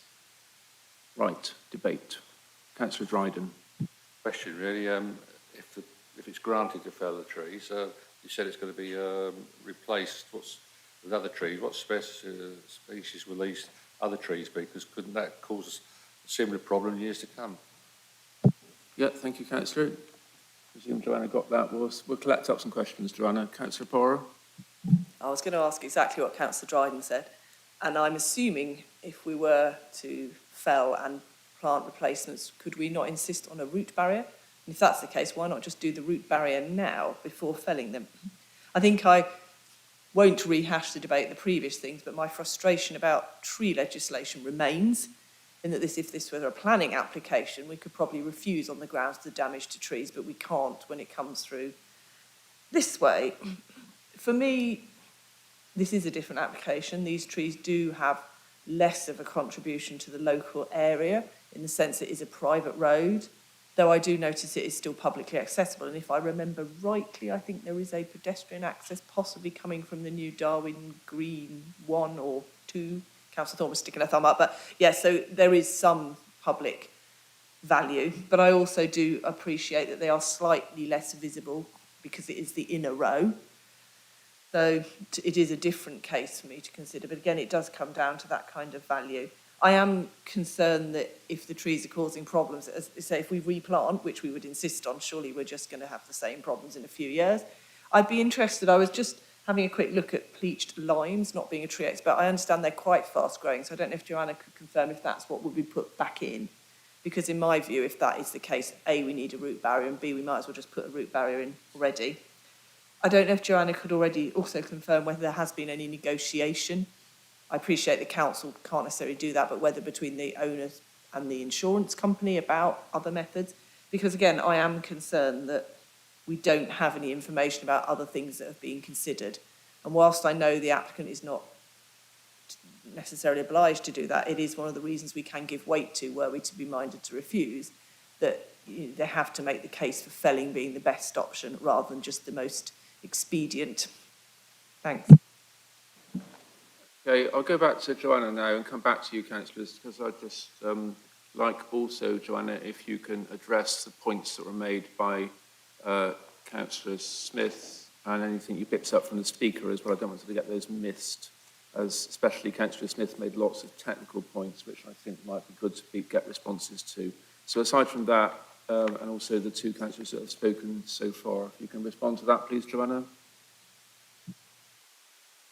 Thank you, Chair. So with regards to replacement planting, there is space within the property for replacement planting, but it would be unlikely to be like for like replacement planting. We haven't had any information submitted with the application with regards to replacement planting, but our conditions allow us to agree replacement planting before trees are removed. So we have one condition that says that replacement planting details need to be submitted and approved by the council before tree works commence. And then we have another condition that says that the approved replacement planting will be carried out, and that obviously goes on to say then that replacement trees will again be replaced if they fail within 5 years. With regards to a root barrier, we can't enforce a root barrier, and we can't enforce anybody to do anything else. This is private land. We can make suggestions, but we wouldn't be able to enforce anything. Given the proximities involved, I would suggest that underpinning would be the most likely option that insurers would want to follow. It is the proximities are very close. Installing a root barrier where you are very close has additional problems. We don't know if a root barrier would be suitable. We don't know where the services are. Any breaks in the root barrier reduce its long-term effectiveness, and obviously, root barriers aren't necessarily aren't 100% effective. Roots can grow over the top, round the side, and obviously if there are services or anything else going through, then the roots can go through the gaps in the root barrier that are required to accommodate those services. We don't have any information with regards to any negotiations that have been carried out between the homeowner and the insurer. We have been provided with the information that is required in the standard application form, and we don't have any powers to insist on additional information that might allow us to make a judgment on this application. There were quite a few comments, Chair, from Councillor Smith, and I didn't write them all down, but I think probably the most pertinent comment is the foundations and the other tree works. So the foundations of the property are not deep; they are relatively shallow, but they are in excess of the depth that would normally be necessary to withstand the influence of climate alone. So at the depth that they are, they're not, they wouldn't conform to modern building regulations, but the building was built before 1992 building regulations, but they are sufficient to withstand, as I said, the influences of climate on a clay soil. The other tree information, absolutely, there have been additional tree removals around the property. Trees in very close proximity to the side of the house. The evidence shows that even though these trees that were very close to the property have been removed, there is continuing movement to the property, and this can only be attributed to the remaining vegetation, which is the group of trees within Group 6, so the 5 trees that are within Group 6, the line of pleached lines that are closest to the property. I hope that answers everything so far, Chair. I think so, yeah. Just on, there was another point that Councillor Smith made as well, which was about the seriousness or otherwise of the cracking. And he suggested they were at category 2, which is usually classed in the industry as slight. So did you want to comment on that at all, or is that not a factor in terms of deciding this item? I suppose you've probably answered it yourself to a certain extent. Yes, I'm happy to comment, but the slightness doesn't really relate to how serious the problem is in terms of damage to the property, because we're not assessing a tree work application in terms of is this building likely to fall down. The cracking shows that there is movement. The cracking shows that there is damage to the property. That is going to have a financial impact in terms of the value of the property. And there is an indication that damage will continue and that cracking could get worse. On the balance of probabilities, if the trees are retained, then the cracking will continue and the damage will get worse. But the fact that there is damage is the key issue. The extent, I don't believe, is a material consideration. Thanks for that, Joanna. Did you have anything to say on that, Toby? Are you content with that response? I'm content with that response, Chair. Thank you very much. So, Councillor Thornborough. I've got some questions about the evidence about the damage. Has there been a question? Broken drains can cause a problem to the amount of water going into the soil, which can cause the difference in the moisture content.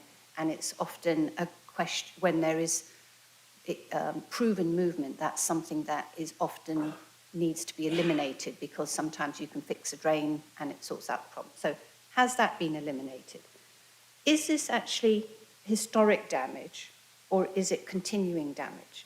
It may be that the cracks were actually came within 5-10 years of the building being built. But is the damage, so is it historic damage? I would expect that where there is a claim for something as really as significant as the potential to remove these trees, we need to know whether that damage has ceased. If there's any movement, has it ceased damaging the property? If not, it needs to be monitored, and we need to know if the damaging effect is happening right now, but without monitoring the actual damage, we won't know. It may be that the cracks can simply be repaired in an appropriate historic way, and that will eliminate the further cracking, even with general movement that you find in properties. Have we eliminated the possibility of heavy vehicles on roads nearby causing damage? Because we do know that heavy vehicles do shake buildings, particularly if they're not on modern foundations, and can cause cracking. And this is this is at the front near the Huntingdon Road, which is busy. I don't know if there's been development along Howes Place that might have caused heavy vehicles going up and down Howes Place, or even if it's heavy refuse vehicles, which maybe they've got heavier over the decades. So has that been considered? Has a CAVAT assessment been done on these trees? And if there is, do we know what that value is? And if it hasn't been done, why hasn't it been done? Right. In fact, Oh, sorry. I've got one more. The trees in question are heavily pruned trees, so they're like they're pollarded. Yeah. So my understanding is that these pruned trees in this way are quite often they're done to control the effect on buildings or the adjacent spaces by the trees. So if these were full-grown trees, then they would actually be potentially causing more damage. Or is it true that if we plant young trees here and they grow vigorously, would that potentially be a cause of more damage? But my main question is about, do we know this is continuing damage now? It's about the information we've got. Thank you. Yeah, thanks, Councillor. I'm going to go back to Joanna now. There's got a lot of questions mounting up. So, Joanna, can you respond to all the questions that have been put since you last spoke, please? Yes, thank you, Chair. With regards to broken drains, where you have broken drains, what you have is an extra amount of water in the soil. And so soils have a liquid and plastic limit. So a soil has a certain stability, and that stability is when it's in the middle of its limits. It's sort of central. So if you add a huge amount of water to a clay soil, the clay soil effectively turns to mud. And it loses its structural integrity. If you take all the water out of the soil, then you get significant cracking, shrinking, and the soil loses its structural integrity. So you can absolutely, Councillor Thornborough is correct, you can have quite significant damage to buildings associated with clay soils getting to their liquid limit. But you would not, in these circumstances, have you wouldn't have desiccation of the soil. It would be the opposite. The soil samples would show that the soils are over wet.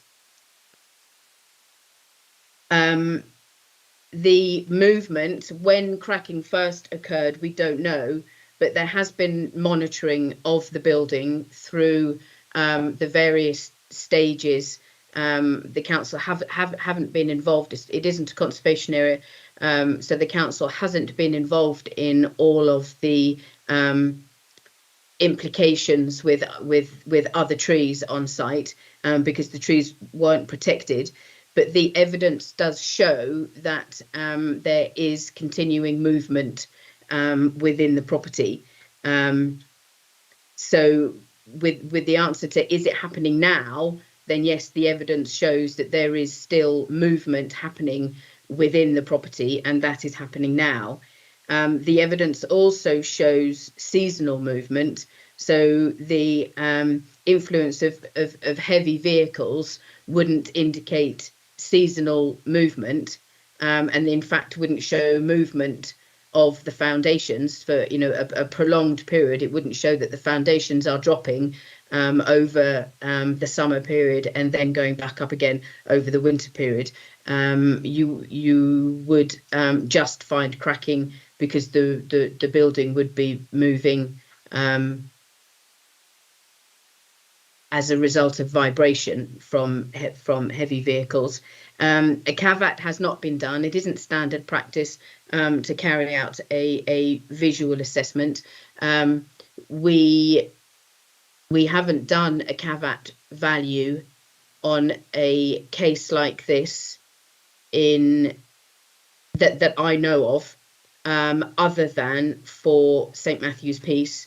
And the reason it was done for St Matthew's Piece was the outstanding amenity value that should be attributed to those trees. The trees are heavily pruned, And if we did plant young trees in the same location, then absolutely you would expect them to cause future damage.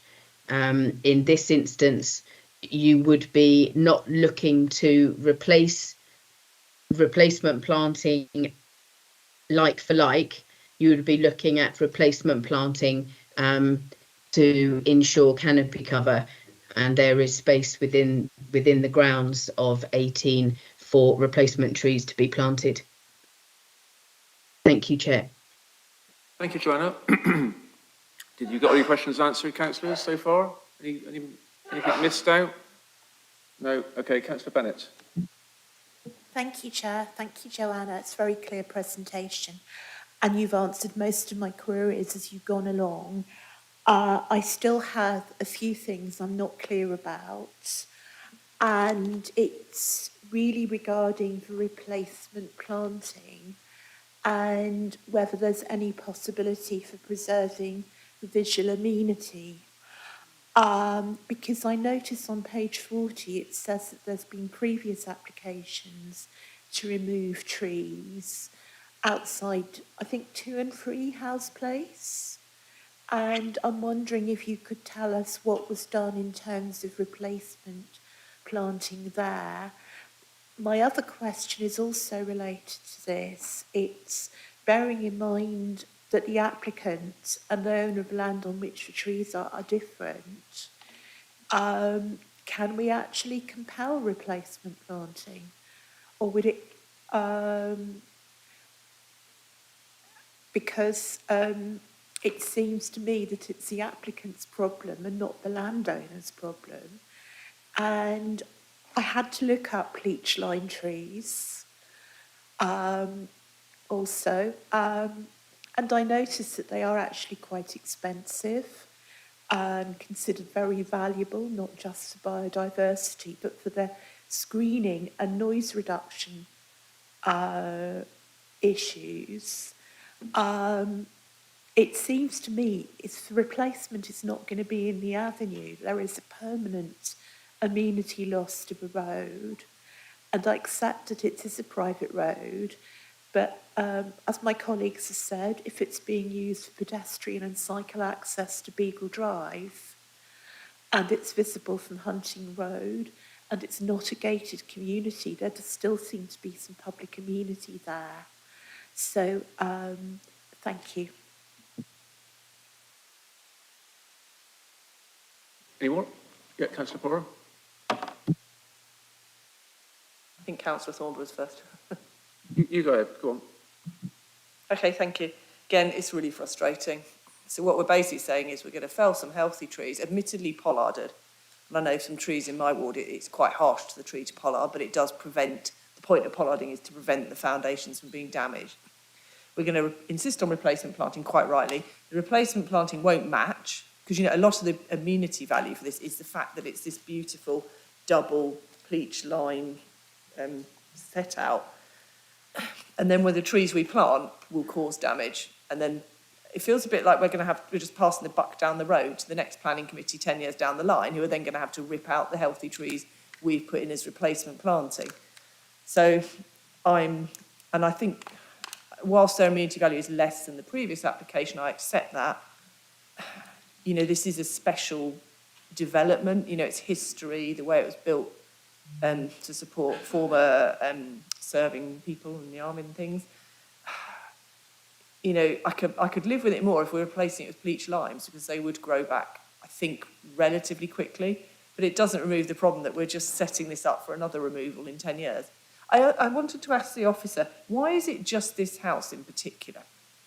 Out of interest, because one assumes that all the houses were constructed in the same way and all the trees are similar. I know we have had a couple of other removals a few years ago. I think I sat about 4 years ago.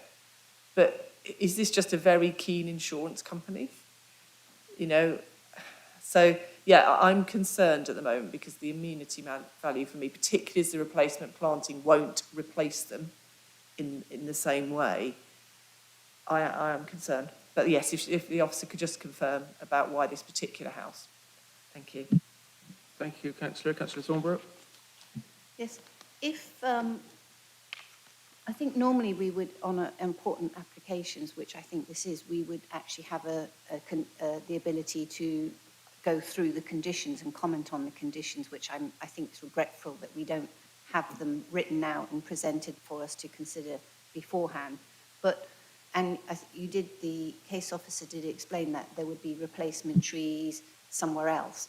But this is private property, so in theory, these trees could be removed. We could agree, and they could be removed. But there was nothing to actually stop anyone putting back trees in those locations. As you know, bleached lime trees can be bought, and they are bought for development all over the place. They could be bought and put back in, and then they would supposedly cause the damage again. But maybe they would be put in more carefully with a root barrier. And if the root barrier were to solve the problem for new trees in that location, then it would seem that that root barrier should be put in now. And that, you know, perhaps some alternative repair work to the property ought to be done. But yeah, so I'm just really reiterating Councillor Porra's point about this catch-22 situation we're in, and the fact that the legislation doesn't allow us to protect really high-value trees in the way we should be able to protect them. Thanks, Councillor. Okay, back to you then, Joanna. Thank you. So yes, firstly, the replacement planting for 2 to 3 House Place was in the rear garden. 2 to 3 House Place is further up on the same side, but further up House Place. And the replacement planting wasn't like for like there. It was a canopy cover replacement planting, so continuity of having trees in the area. An owner has to give permission for trees to be removed. So applications can be made by anybody. It could be somebody with no interest in the land. In this instance, the application is made through the insurance company. It is actually by the arboriculturist again, but through the insurance company. But the applicant is not obliged to remove the trees if we say that they can. If we had a replacement planting condition, the condition would be that the trees can't be removed until the replacement planting has been approved. So if the applicant chose not to remove the trees, then there would be no issue for replacement planting. But if the applicant chose to remove the trees, they wouldn't be allowed to remove the trees until they had agreed what the replacement planting was. So that allows us to ensure that replacement planting would happen, even though the applicant isn't the owner of the property.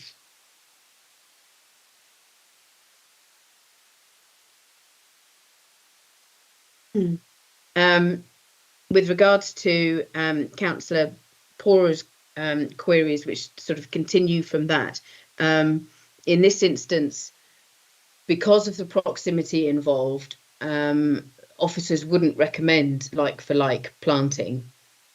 So we wouldn't be looking at a situation where the issue could arise again. We would be looking at providing replacement planting elsewhere on site. So there would be a permanent loss in terms of the double avenue, as there was with 2 and 3 House Place.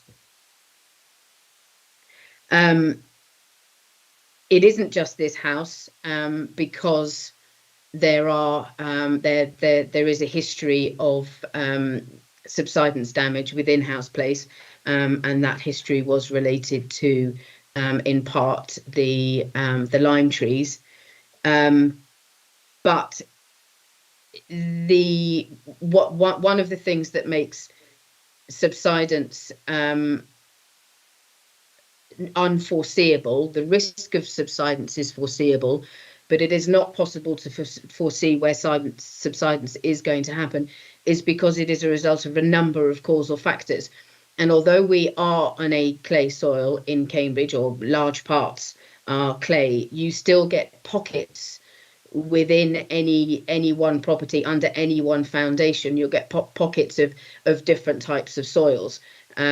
So you might get movement in one part of a building, even though there are tree influenced moisture changes in other parts of the building or under other parts of the building. But because you get these different pockets of different types of soil, you will have different effects in different locations. I hope that answers the question. I'm not clear myself. I agree completely with Councillor Thornborough's comments that there is absolutely nothing to stop trees going back in. As I said before, it isn't something that officers would recommend, that there is like for like replacement planting. There's also nothing to stop the homeowner from putting in a root barrier. And then not removing the trees, choosing to put in a root barrier, and choosing not to remove the trees, or as was said, putting in new trees and putting in a root barrier at the same time, to ensure that the trees then don't have the same influence under the property. Thank you, Chair. Okay, thanks, Joanna. I'm going to wind this debate up soon. I've let other councillors talk, so I didn't want to interrupt them, but I've got a couple of things to say myself. I want to focus on the crack and the trees in that order. And when we chat about the trees, it'd be good if I could see the picture you've got, Joanna, of the trees, not immediately, but in a minute, that you can see from Huntington Road, the trees under consideration. So firstly, with regard to the crack, and I know you've sort of answered part of this question so far, Joanna, and I may be a bit left to centre, and please correct me if I'm not anything to do with planning matters, but Councillor Smith raised it as well in terms of the crack or cracks. So the building, because I think we should understand what the crack is. So the Building Research Establishment outlines 6 levels of cracking, 0 being hairline cracks up to 1/10 of a millimetre, 1 being fine cracks up to 1 millimetre, 2, which is the one we've got here, is cracks up to a width of 5 millimetres. 3 is cracks up of 5 to 15 millimetres, or several of 3 millimetres. 4 is extensive damage, cracks 15 to 25 millimetres. And 5, the most severe, is structural damage, cracks greater than 25 millimetres. So what we've got is 2, cracks up to 5 millimetres. Now, I did say at the start that this is a separate planning item, but in the context of this cracking and that being the thing on the table at the moment, I have to say, the same as I said on the last item, being a practical person, if I was the household order, I would want to get helibars, which are metre-long lengths of steel, rake out the joints, put the helibars in with resin, and then repoint. And as far as I'm concerned, that fixing the cracks is the way to go. Now, I don't know if we can, you did mention, I think, informatives by another name earlier on, Joanna, whether we could put an informative to say, fix the cracks, because I think that's what should be happening here, in my opinion. So that's that. On the other thing, on the trees, I completely agree with what Councillor Simon Smith said about the landscape and the trees. This arts and crafts landscaping is a thing of great beauty, and I think seeing it from Huntington Road, so you can see it from the public domain, is something of great importance. It's of high amenity value, I think. And I'm not sure that you can just take something like that away without affecting, the neighbourhood for residents around it. So I do think that's a material planning consideration. So perhaps we just see that picture of those trees, please, Joanna, that you showed earlier, the view from Huntington Road. And just on that, when we do see it, you'll notice that the trees are very small. Now, I know that completely conflicts with the expert advice, which is saying that, they're the problem. But I have to say that they are very small. And Councillor Smith has already outlined all the other trees of concern around, including one that was half a metre away from the property. And we're being asked to accept the argument, which is an expert argument, that somehow these trees are the problem. And I'm just a simple resident that sits on planning committee. I have to say I can't see it. But I know I have to consider the expert advice. Councillor Thornborough. Thank you, Joanna. I wonder if the case officer could explain who owns the trees and who's made the application, and are we getting embroiled in an insurance claim? So that maybe we shouldn't actually be embroiled with. I mean, maybe the trees are, I don't know, maybe the trees are owned by the owner of the building, or a collective, maybe there's a collective ownership.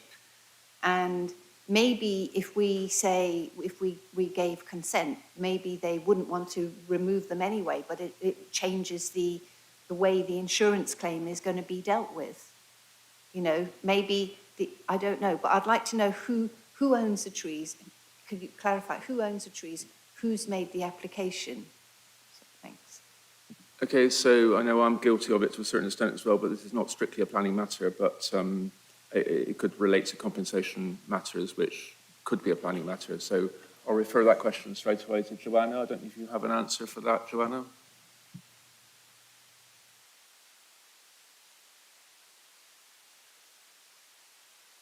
Sorry, refer which question straight away? Councillor Thornborough's question? Yeah, that one, yeah. So yes, firstly, it is an insurance. We are getting involved in insurance because it is an insurance claim. Just bear with me a second. Yeah, fine, take your time.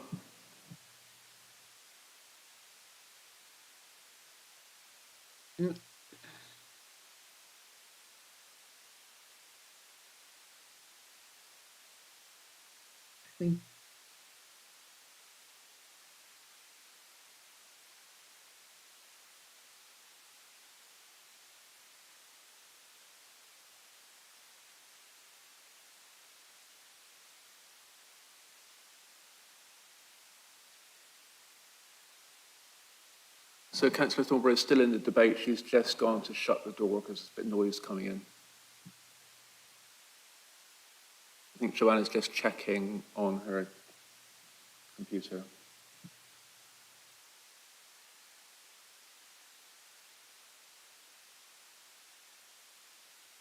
So the applicant is NIAB, the NIAB Trust, I think it's probably the agent has incorrectly put the NIAB Trust down as the addressee. The applicant is MWA Arboriculture, so they are acting on behalf of the insurance company. And the owner of the trees is the NIAB Trust. So the applicant is the owner of the tree according to the application form. So NIAB own the trees. Thank you very much for that, Joanna. Is that useful, Councillor Thornborough? Okay. Any more questions? Yes, Councillor Pora. Just to rehash what I said in the previous debate, this is extremely frustrating. My understanding is if we were to accept today, there's a substantial risk that the trees will be taken down when we've given permission, because the insurance company will say, we're not going to insure you unless you remove them. And the only way to force further debate, because of the way tree regulations work, is if we refuse it, then at least there will be some toing and froing to work out what else can be done. But that is a horrible, I quote Councillor Carling, catch-22. Because for me, I think, as I said, this is a lesser value than St Matthew's one, but nonetheless very important. And because the replacement planting wouldn't be in the same space, so it would, physically affect the look and the amenity to not only the people in the houses, but everyone going through there, which will increase hugely once Darwin Green, pedestrian cycle links come on stream. I'm it's frustrating because I feel like we get the insurance company calling our bluff, and a bit of me thinks, well, actually, if we refuse, we kind of call it back, but I don't really like doing that. But on the other hand, I'm really concerned that if we were to agree, I take Councillor Thornborough's points that maybe NIAB or whoever wouldn't, but we have no protection for that, and the replacement planting would probably be in a different bit of the site, so it wouldn't improve the amenity. So I think I'm minded towards refusal personally, but I'm obviously listening to the rest of the debate. Yeah, thanks, Councillor. I sort of disagree with your last point, just for information, really. I don't think we're calling anybody's bluff. I think we're having a really good debate here, and we're going to come to the best possible conclusion we can. We've got a good set of councillors here, a lot of experience in planning committee, so I have every confidence in you, councillors. Councillor Thornborough. Apologies for coming back yet again, but have the tree officers actually been inside the property? And is it appropriate to look in the property at the alleged damage? If this was we often go to sites, we often go into buildings when we're considering a planning application. We'll go onto the site, we might go onto adjacent sites, into adjacent buildings.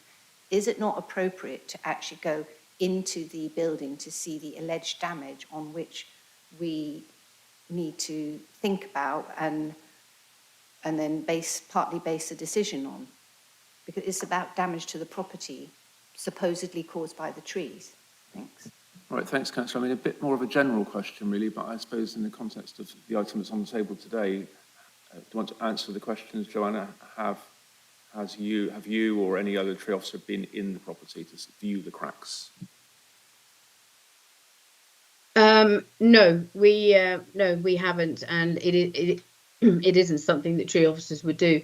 Evidence has been provided. In this case, there are actually quite a few photographs of the cracking in numerous rooms within the property, and external sort of photographs showing the cracking externally as well. But no, again, the onus is on the applicant to provide the information necessary for councils to make a decision. In this instance, because there are objections, then that obviously is a decision for committee to make. Okay, that's fine, thanks. Okay, Councillor Bennett. It's one more question about whether it's possible to replace the amenity. I mean, clearly, a lot of the beauty from the bleach limes comes because they form a continuous screen. Bearing in mind we've had removals 3 years ago, are there still gaps from that? Or would the trees grow to continue to provide a continuous screen, albeit based on fewer stems? Because that seems to me that if we're considering the amenity preservation as part of a planning balance, we need to know what the impact and the loss of amenity is likely to be. Thanks, Councillor. Joanna? Yes, there are gaps. There are gaps further up where 2 and 3 are, and there are quite a few gaps on the opposite side of the road because there are entrances into NIAB, so it isn't as a solid a line, and there are additional gaps on the NIAB side of the road as a recent gaps as a result of the more recent planning permission, which allowed for roads to be widened. On the other side, there are areas where the trees come in 2s and 3s. There's a gap. There's 3. There's a gap. There's 4. There's a gap, and then and then you get a longer stretch, and then there are more gaps. And that's those gaps have been widened as a result of the development of NIAB. So yes, there are gaps. All right, I think we're winding up now for a vote. So just to follow up that question, if I may, Councillor Bennett. So Joanna, you said about gaps, and that's interesting to hear, but as I understand it, these trees are right at the end of the colonnade. and visible from the public domain. So it would be a different sort of gap, it seems to me, in terms of the public amenity of the view of those colonnaded trees, which you can see perfectly well from the public domain. If those trees are removed, then that would basically spoil that symmetrical colonnade of trees. Is that correct? Well, it's the gap. The group of trees that we're talking about is the inner group.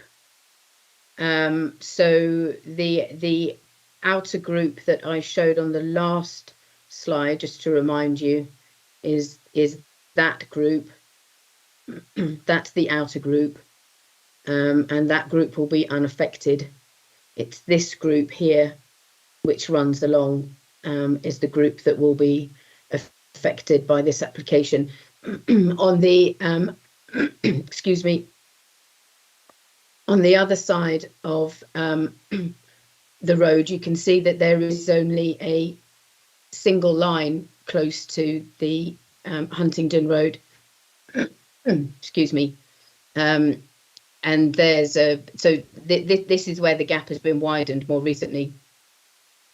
And there are gaps in here, and it isn't until you get further down that you have the double line again. This picture probably shows you slightly better that it is this group that is the subject of the application, and not this group G5. G5 is will be unaffected.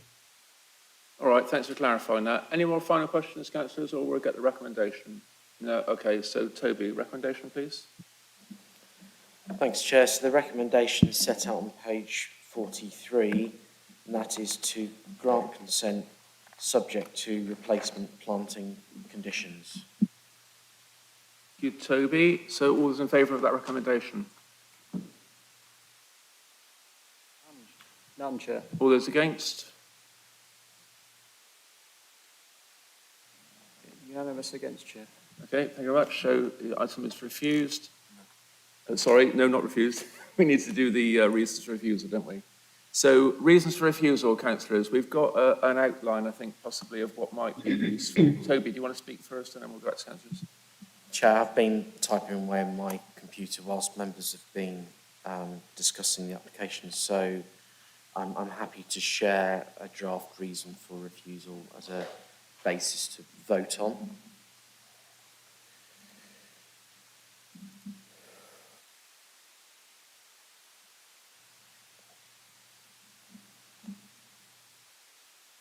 Do you want to read it out, Toby? I'll read it out, Chair.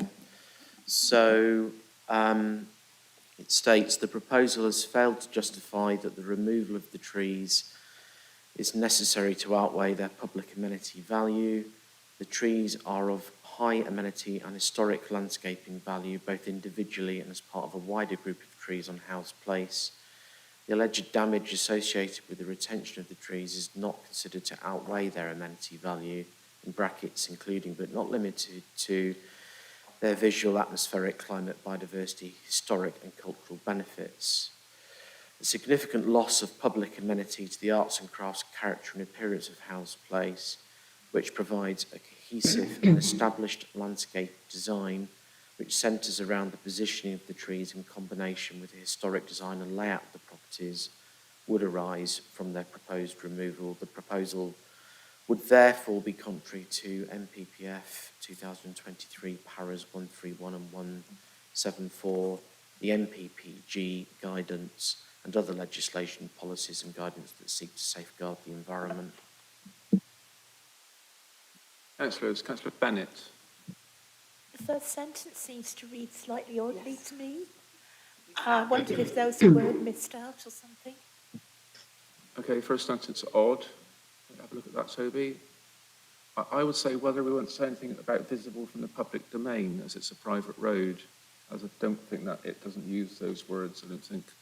Councillor Thornborough?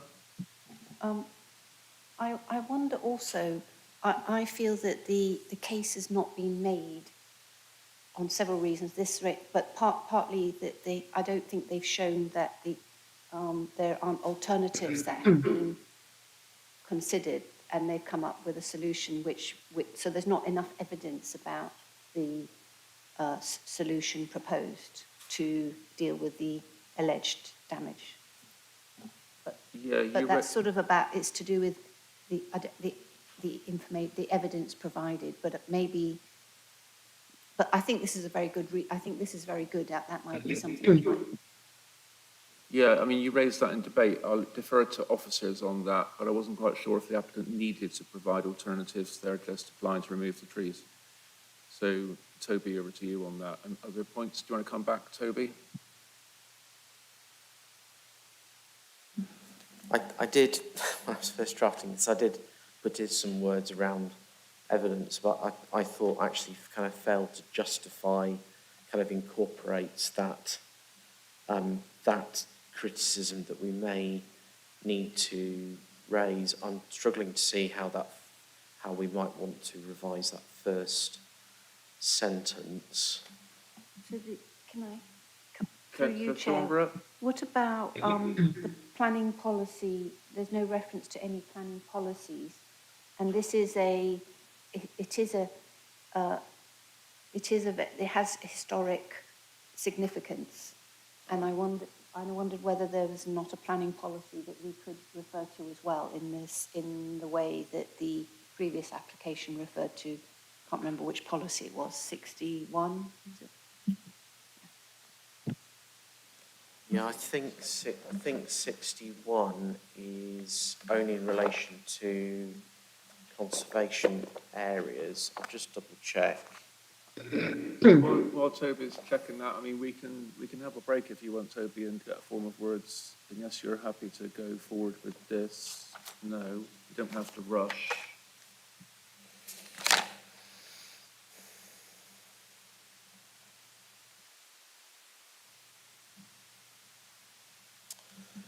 Yeah, actually, I think 61 is not just about conservation areas. It's about the historic environment more generally. So I think that probably could be referenced, actually.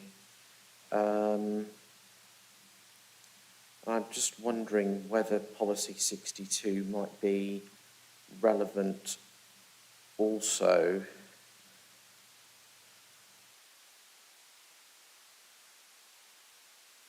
I think you're right, Councillor Thornborough, to raise policy for this reason for refusal seems appropriate.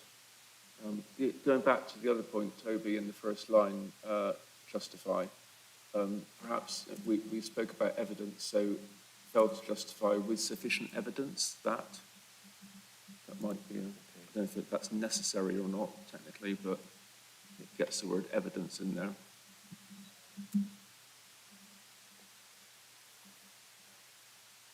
Councillor Porro? I think it's the two that's the problem. It can't be necessary to outweigh, it has to be necessary and does not outweigh their public amenity value. It's just that, it's not grammatically. So the proposal has failed to justify with sufficient evidence that removal of the trees is necessary and does not, or rather, and does not outweigh their amenity value. The two just, I think the problem Councillor Bennett and I are referring to, just needs to be an and, I think. So that's and does not outweigh, Toby. Second line.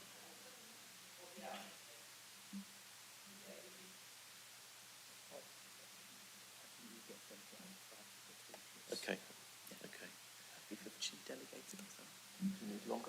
No, I think, Chair, with the kind of inclusion of policy 61 and with delegated authority to look at whether policy 62 is also relevant, which refers to local heritage assets, we can play grammatically around with that first sentence. I think the general theme of and the wording of the reason for refusal seems to be satisfactory. Your microphone's still on, Councillor Porro. Just being overly cautious here, just to make sure we get the right form of words from you all before we finish debating this item. So it sounds like Toby is content with the way this is finished up. I saw a thumbs up from one councillor, so if you're all content with that process, otherwise we can have a break and, you know, take 10 minutes and come back, but it looks like we're pretty much there. Councillor Thornborough.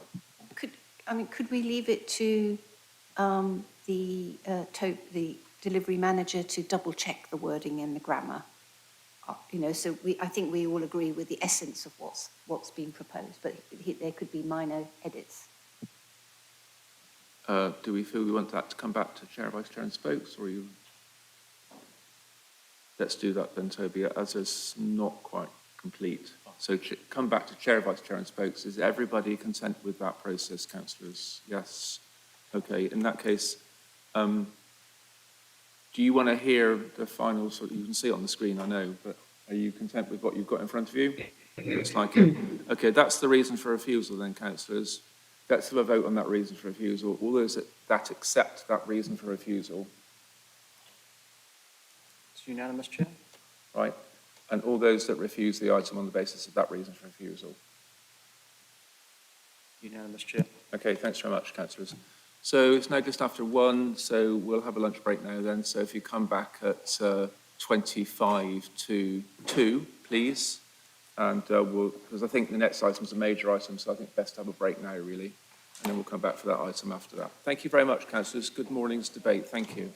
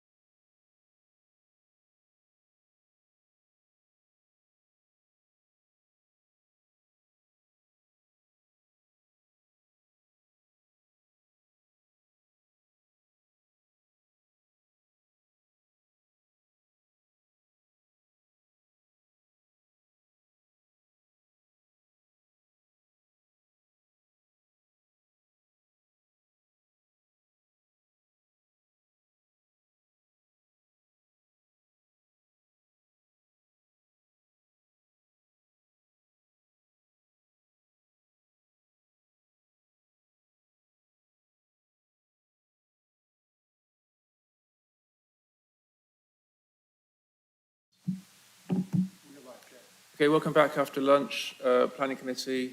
Next item is Botanic Place, item 7. The speakers on this item, so we've got Arthur, Jector and Doug to speak on the applicant's side. I think that's all I've got. Yep. So the presenting officer is it Emma? Kumar. Okay, Kumar, do you want to present the item then, please? Thank you, Chair. Can you hear me? Yes.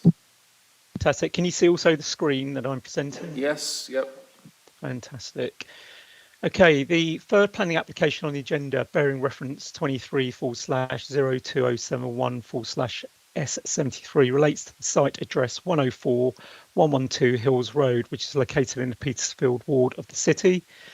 The application is made on behalf of Railway Pensions Nominees and Socius, who Socius are acting as development partner. Before I continue with the presentation, I'm just simply going to mention that the members shall note the subsequent changes and additions contained in the amendment sheet.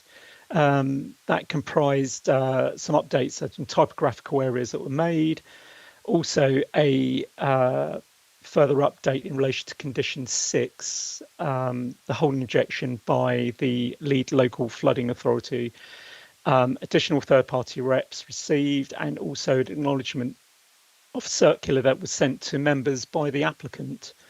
We'll continue with the presentation. Just think. So this is the site. I'm sure pretty much all members are quite familiar with the site itself, but this is the existing situation. As an aerial. The application for members' determination involves a Section 73 planning application for minor material amendments pursuant to the extant planning consent bearing reference 20/03429/FUL, which was granted on appeal by PINS in March 2022. The details of the extant planning permission is set out in full in the paragraph 3.2, page 55 of the agenda. So I won't repeat that, but I'll just simply summarise. The extant consent itself comprised the redevelopment of the existing site and buildings for 2 commercial buildings of 5 and 7 stories respectively, which would provide flexible B1A, that's office space. So this is in old money use classes, B1B, A1, A2 and A3 uses on the ground floor, and class B1A and B1B on the upper floors. A new basement included mezzanine, refurbishment of the Flying Pig public house, and the creation of a new public realm, and the landscaping form the remaining parts of the same scheme. Just importantly, before I continue, members should also note that none of the proposed amendments to be considered today will directly affect the Flying Pig public house, which is to be retained in full accordance with the requirements of the aforementioned extant consent. So the Section 73 is made up of 2 constituent parts, as shown here on this slide. Just please bear in mind that the breakdown is for simple clarity and understanding. It doesn't constitute a new development description because, as members will probably be fully aware, that the development description cannot be altered by Section 73. So just simply say, so it's made up of 2 parts. The first part is seeking to vary condition 2, approved drawings of that extant consent. And then the second part seeks to address 4 separate conditions which are triggered in the event of development starting. Any planning permission that is granted by committee would result in the issue of the new decision notice that retains the scope and nature of the original development description.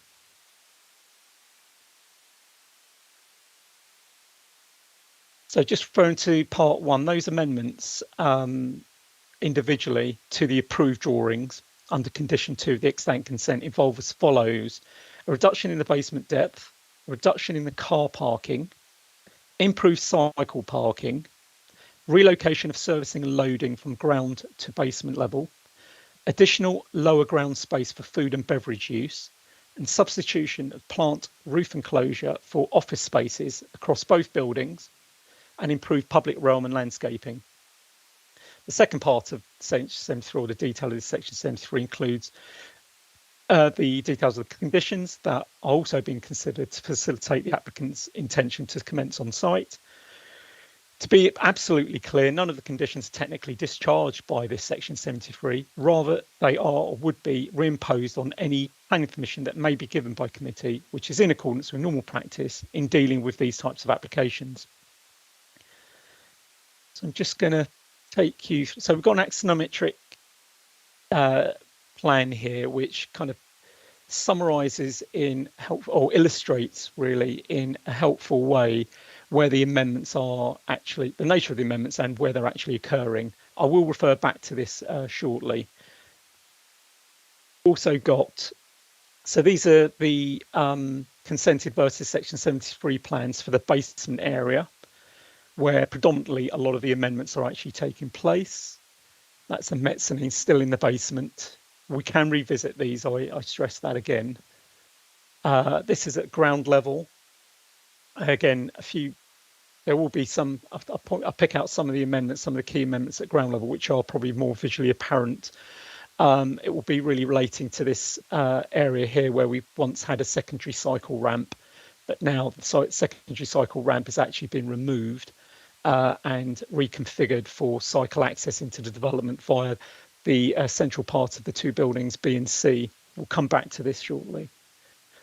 And these are amendments where they are incorporating some new office space where the rationalisation, optimisation of plant space back into the basement has allowed for additional office space to be created. So this is building B, and it's only on the rear end here. And then also building C, similarly in this location here.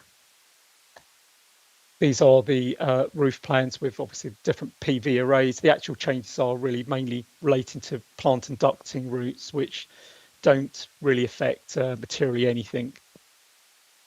And these are the comparisons of the consented versus the current section 73 proposed schemes. So in elevation or in visual terms, you can see that, you know, in terms of the overall scale and bulk, they, you know, more or less, they do remain identical. Again, similarly, looking from the south onto building C with building B in the background. So again, this is from the west. So this is looking from Botanic Gardens onto the buildings. Again, we can revisit these. And this is really relating to the detail in the basement and where the changes were. So in effect, the basement itself, the basement dig itself is much shallower this time round. There are obvious benefits to that from various perspectives, mainly from sustainability, but we'll come back to that again. This is the resulting public realm and in the improvements actually gained. There is a comparison image to this kept elsewhere, but I'll come back to that again. And these are the images.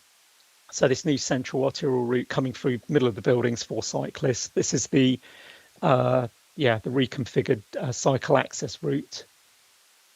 Again, this is just elevate, you know, just showing again aerially, really the enhanced landscape and public realm offer as a result of that reorganisation of cycle access. Again, you can see obviously some of the details of where cycle access will come in via each of these buildings. So they have their own separate cores. These are secure cores and some dimensions and obviously precedent images of what that space would appear as. And these are some of the amenity of terrace views that we have. Looking for either side. Literally so just to continue, just to make some very brief conclusions. The design itself, proposed amendments would not impact on the design, scale and layout of the development as originally approved. Revised access arrangements, cyclists and relocation of service and delivery requirements into the basement would significantly improve the quality and experience of the public realm. In terms of conservation and heritage, the proposed 73 amendments would not fundamentally affect, as I say, the siting, scale and massing and height of the buildings, as already approved. Correspondingly, the impacts on townscape character, the visual amenity and heritage resulting from the changes are neutral and therefore are considered acceptable. In terms of transport reduction, there's a significant reduction in car parking provision and reorganisation of the cycle access. I've as I've mentioned, are positive, both in respect to encouraging and supporting Council's aims and objectives for sustainable and active travel modes. Moving to sustainability, the Section 73 amended scheme still targets BREEAM outstanding, higher than our policy requirements, and seeks to improve again on that original score, which is circa 91% by targeting additional credits, which including reducing operational carbon, that's energy and embodied carbon, and water consumption. In respect to the targeted operational use, energy use, Section 73 is targeting 45% lower than the current scheme, the current extant scheme.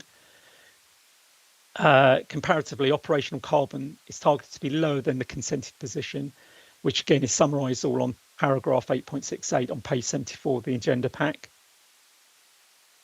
The development itself will be net zero in operation, utilising renewable technologies, including reversible air source heat pumps for both water and space heating requirements, and also a PV array, as would have been shown on one of those images there. This strategy or this approach achieves a 30-year life cycle operational carbon emission of 75% less than your typical average office. Moving to water consumption. In terms of water consumption, the 73 can reaffirms its commitment to achieving all 5 Watt 01 credits on the BREEAM scheme, and include rainwater harvesting and grey water recycling to reduce potable water demand. REBA 25 water efficiency of 13 litre days is currently being targeted, with an aspiration to improve upon that, the REBA 2030 target of 10 litres per day. These commitments are all again above current policy requirements, should be supported.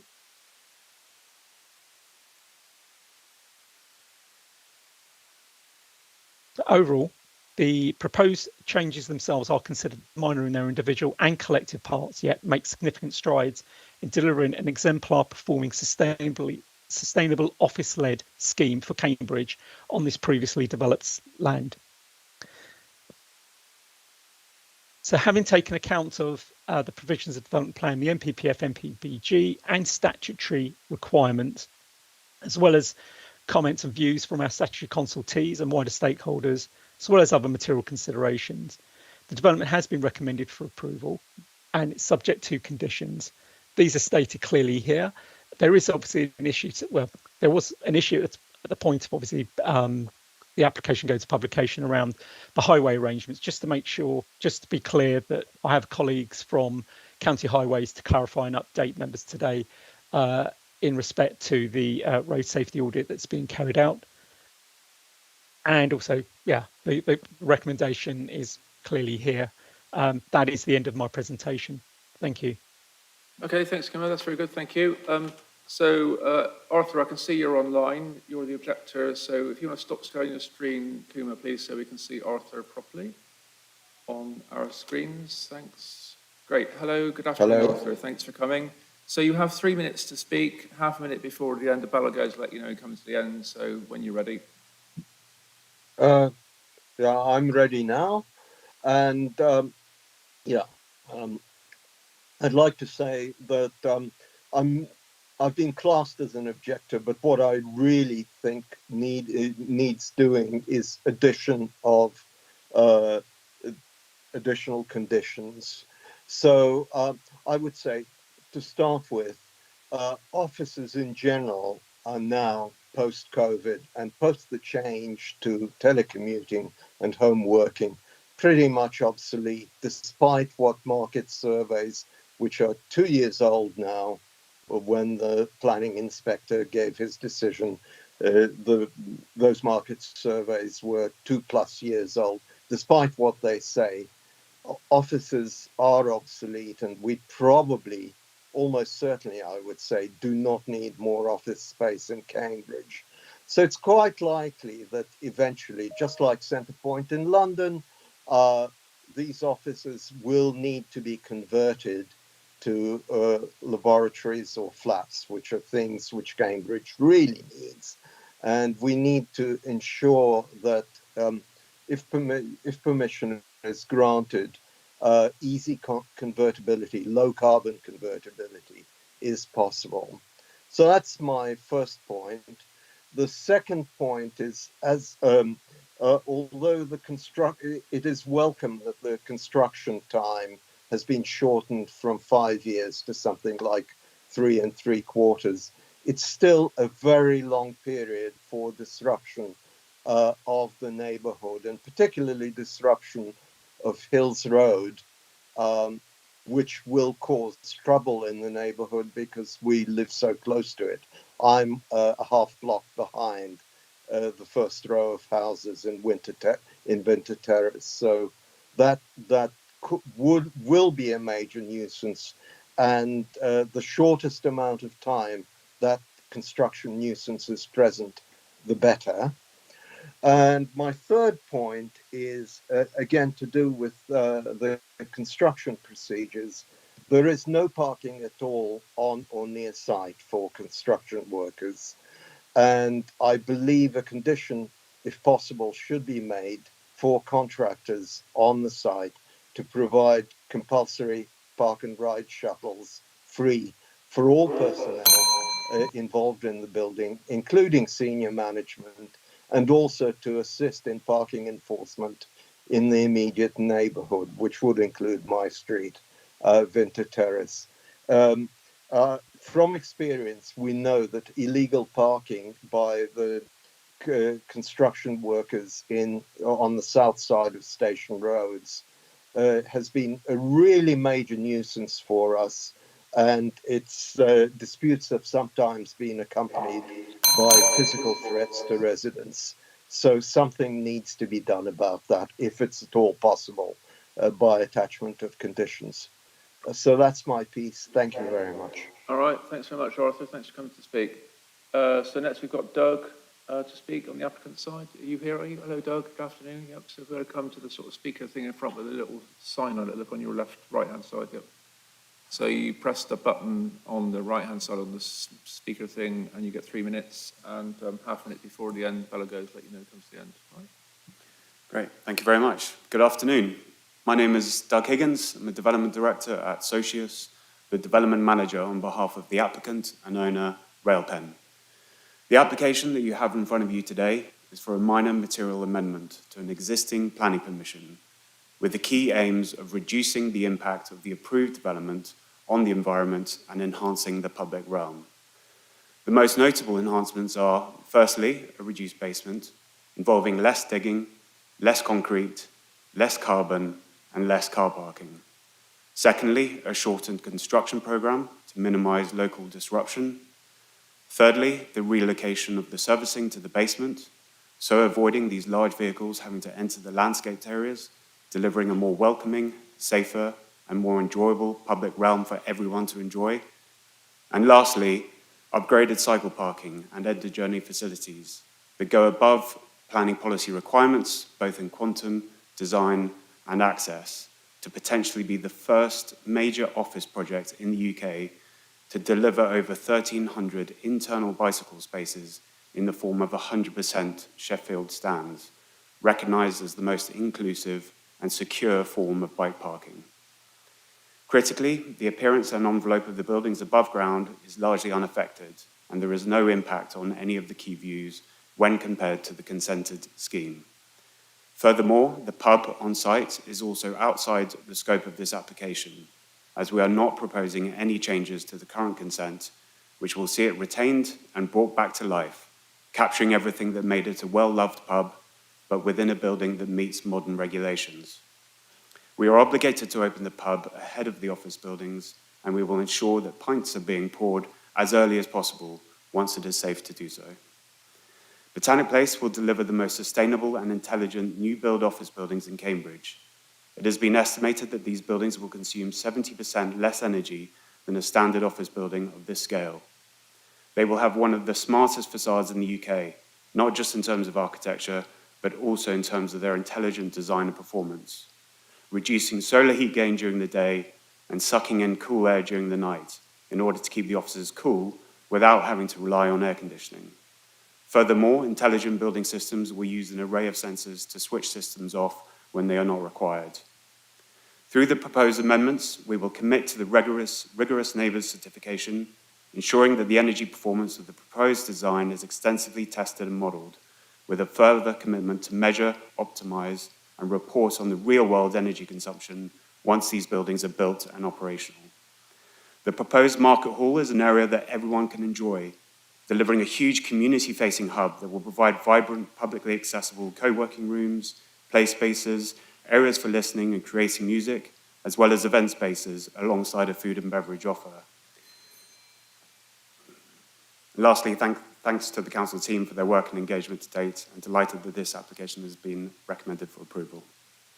Right, thanks, Doug. So you can stay there if you want, or sit back on the seat behind. It's up to you, don't mind.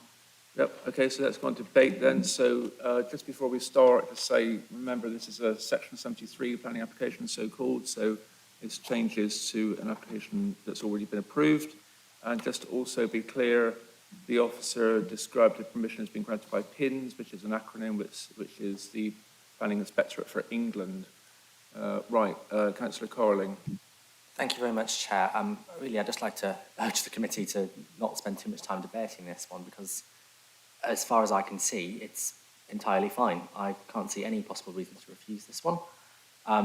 As I understand it, there was one objection on the public portal, which is 2 lines long, and it says, I object to the substantial increase of elevation which will turn a 4-storey building into a 7-storey one. That's not, this is not to do that.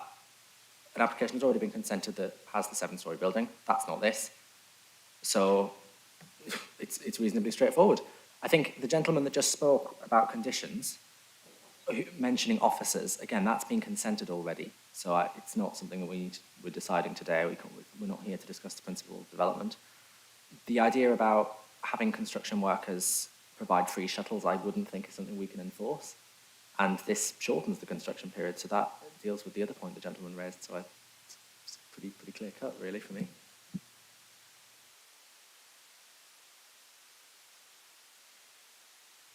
Right, okay, thank you, Councillor. Yeah, what's not to like, it would seem, but we will see. And just before we go on, you mentioned some points there that were raised by the speakers. So I'll guess get those bottomed out with the officer before we go on. So I think they were no need for more offices post-COVID. We've got enough office space in Cambridge. So perhaps you could speak about that, Koeman, with regard to our policy compliance. And just also say, in terms of what the speaker said, I mean, the objector, we're not considering the whole item here. This is a Section 73 application. The construction time, I think you just mentioned that as well, Councillor, so that's something you might want to talk about. And also, if there's a management plan with regard to that, and park and ride tickets was mentioned too. Any comments on any of those, please, before we go on with more debate? The case officer. So the need for more officers, as stated previously, we're not, as part of this Section 73 application, going back to the principles. Those were explored at the time of the original application, and then subsequently the actual appeal itself. It's extensively been covered. As far as I'm concerned, and as far as I've been made aware, there is no reasons on which to question the need of officers any longer. There is an existing consent in place that could be implemented, tomorrow if need be. So that's really kind of my answer to that question at this time. The second point, around the construction time, the construction period. The construction period, as stated, has been reduced quite significantly by the applicants. It's looking at, previously it was looking at obviously constructing these 2 buildings separately. What its new intention is to do is actually carry out all in one phase. So what that does is actually condenses the overall period from, circa, I think I've got a separate slide to this, just bear with me. I could probably share it with members.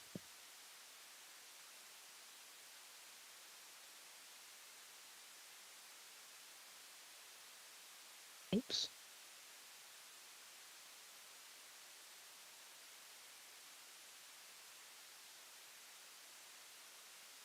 we go. So the original construction two-phase build programme set above here was 54 months. And this is the proposed single-phase build that's now been looking at. So there is a significant saving in terms of obviously the period for construction and naturally the disruption that would occur. I don't think anybody in their real minds would be able to say that there wouldn't be any disruption caused. However, the development itself does go insofar as through traffic management, relating to construction traffic management, to try and control those impacts, particularly on Hills Road itself, which I think is going to be the critical point to be made. And my colleagues, John Finney, are attending today, as I've said, to obviously address those kind of questions in more further detail. So, yeah, I mean, I hope that kind of answers the question in the roundabout for the time being. I'll pass it back to the chair. Yeah, and the park and ride tickets was the thing that was mentioned, or some sort of access to the site other than vehicular, I suppose. Well, I think the access to the site is quite, I mean, this is in one of the most sustainable locations in Cambridge. You're pretty much within walking distance of the station itself and other, sustainable modes in the location. There are bus services, I believe, to Babram Park and Ride, etc. In terms of obviously making any additional requirements upon this development, it wouldn't be warranted, and I don't think it would be feasible. Yeah, I mean, I don't have much experience of building huge buildings, but I mean, I think my experience is that builders tend to turn up in white vans, and I think that's what the resident was really referring to, builders coming along or people working on site and parking all over the place in resident streets around about. And saying it's sustainable is one thing, that would be in terms of its use going forward, but I don't think that builders are going to come in from Haverhill on their bike. And the public transport in this region is so awful that we have to sort of work with what we've got. So that, I think that's the point to, emphasise what our speaker is saying. So any more on that? Yeah, so I suppose it's very difficult to control where potential workers or construction workers will be travelling in from and how they will be and what modes they're obviously travelling in on. I think that was a point that was raised some while ago as well in our discussions with the applicants and I believe ward members as well. I think what we can be assured of is not just its sustainability, but in respect to obviously how construction workers, I suppose, get there. And if they are parking indiscriminately in the area, I think we have quite strict parking controls in the location that will disincentivize that. Although again, I can't give complete assurance that, people, construction workers rather, will not be trying to visit the site, i.e. when they come to do their job, that might be further away. But there isn't anything, I believe, as part of this application that we can do to control that. Okay, thanks, Kima. And just to say, obviously, I mean, you're the lead on this item, Kima, but if you want to bring in John Finney at any stage, that's fine. But other councillors may want to bring up transport matters, so there'll be other opportunities, I expect. Councillor Thornborough.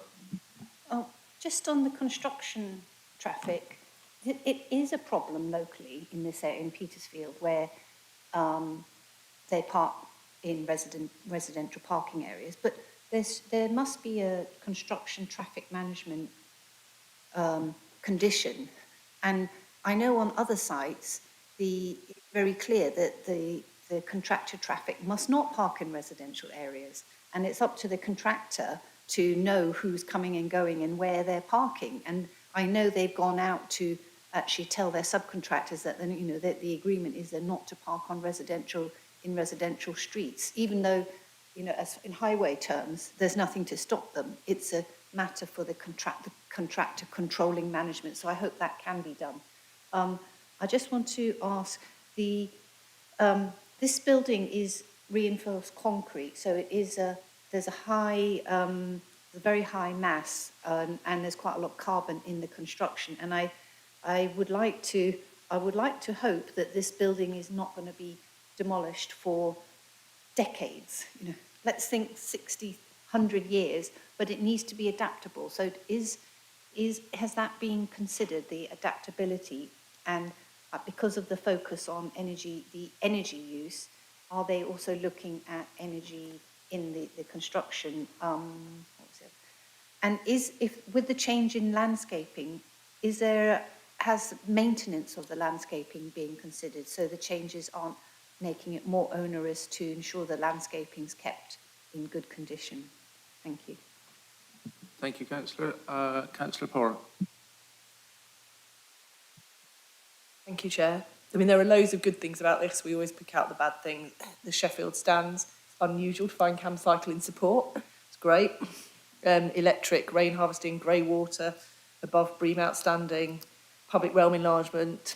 All these things are really good with the shorter build time. So I just wanted to recognise that, because I think, as Councillor Carling says, this is a positive thing. I had a few questions. I think 3.10, para 3.10, does seem to refer to food and beverage in the basement. Is the officer happy that I mean, I suppose it's up to the applicant, just seems a bit odd. So 3.13 talks about the secondary delivery bays. Is the officer confident that these won't be misused, or is there kind of a management plan in place to ensure that deliveries do actually go through the primary route and don't end up just sort of rocking up to those parking spaces and delivering there and blocking things? I also wanted to ask about, I think it's described as the security drum. It's a little round building that is quite, well, I assume will be reasonably prominent on Hills Road. Again, I don't necessarily think it's a problem, but I'd just quite like to see a visual of that just so we can understand what that is, because that does appear to be new. The upper floors, whilst they're not being raised, they are obviously being changed from plant to office use. I think from the visuals we saw, I was reasonably confident that was okay.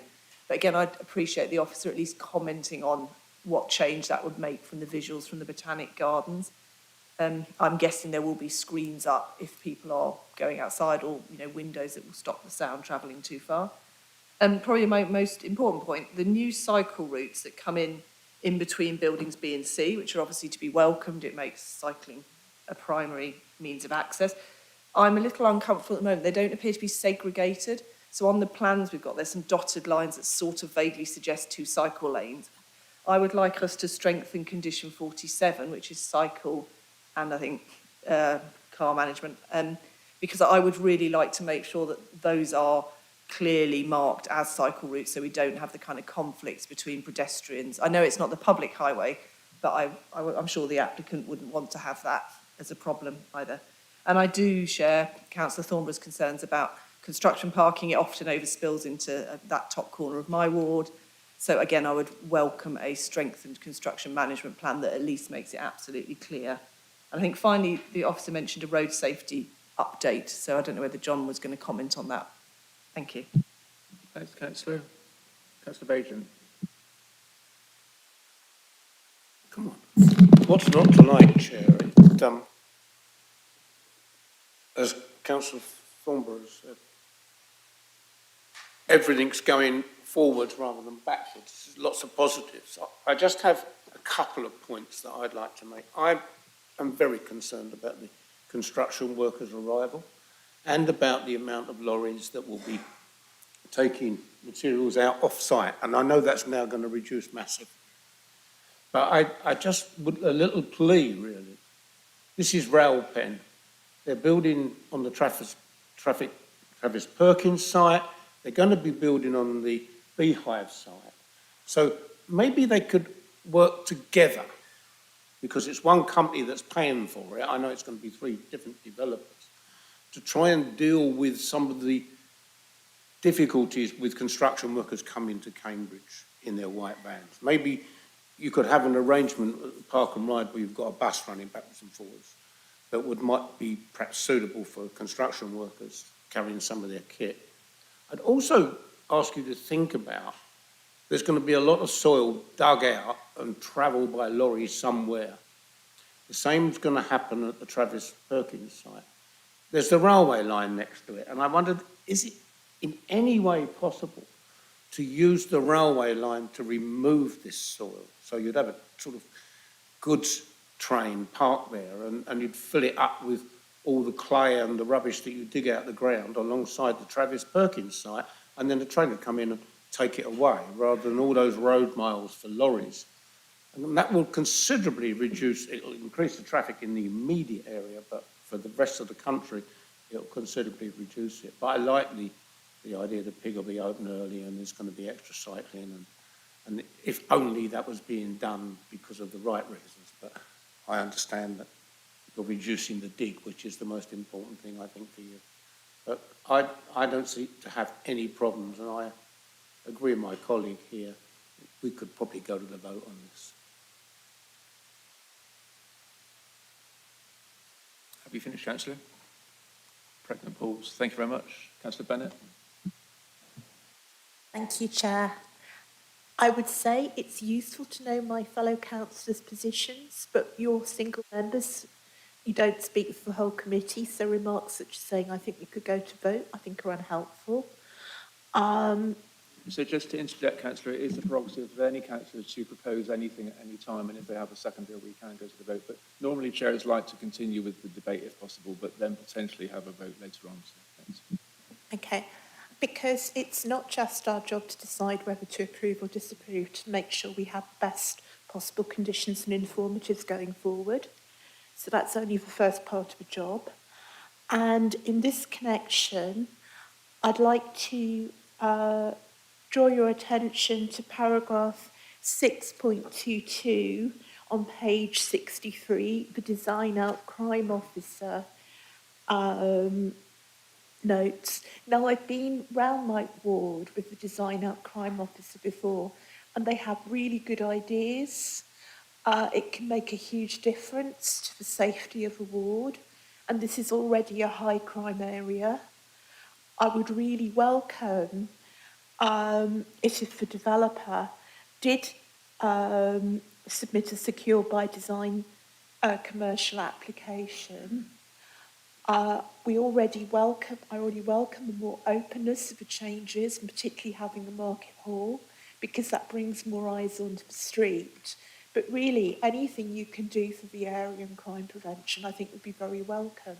So I'd like to add an informative, should we approve the application, on requiring the applicant to submit a secure by design commercial application.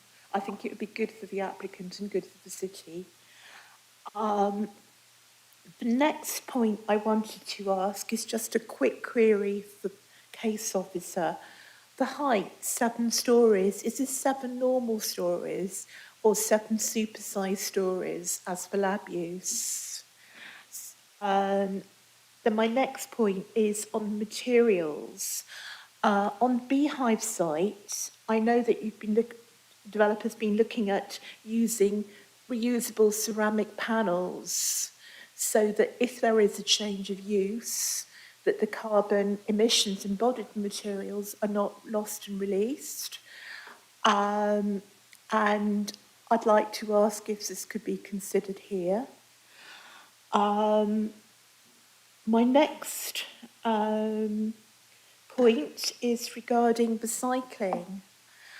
I too welcome the sort of good cycling provision. However, if you're welcoming that number of cyclists, there needs to be provision for non-standard bikes, and I'm not quite sure what that provision is, and I'm particularly concerned about the cycle ramp, which I think would be a barrier to using the cycle parking for mobility scooters and power chairs, because it's very hard to tell from the plan, but I think that the angle of that ramp is going to exceed the permitted angles for such vehicles and would form a safety risk.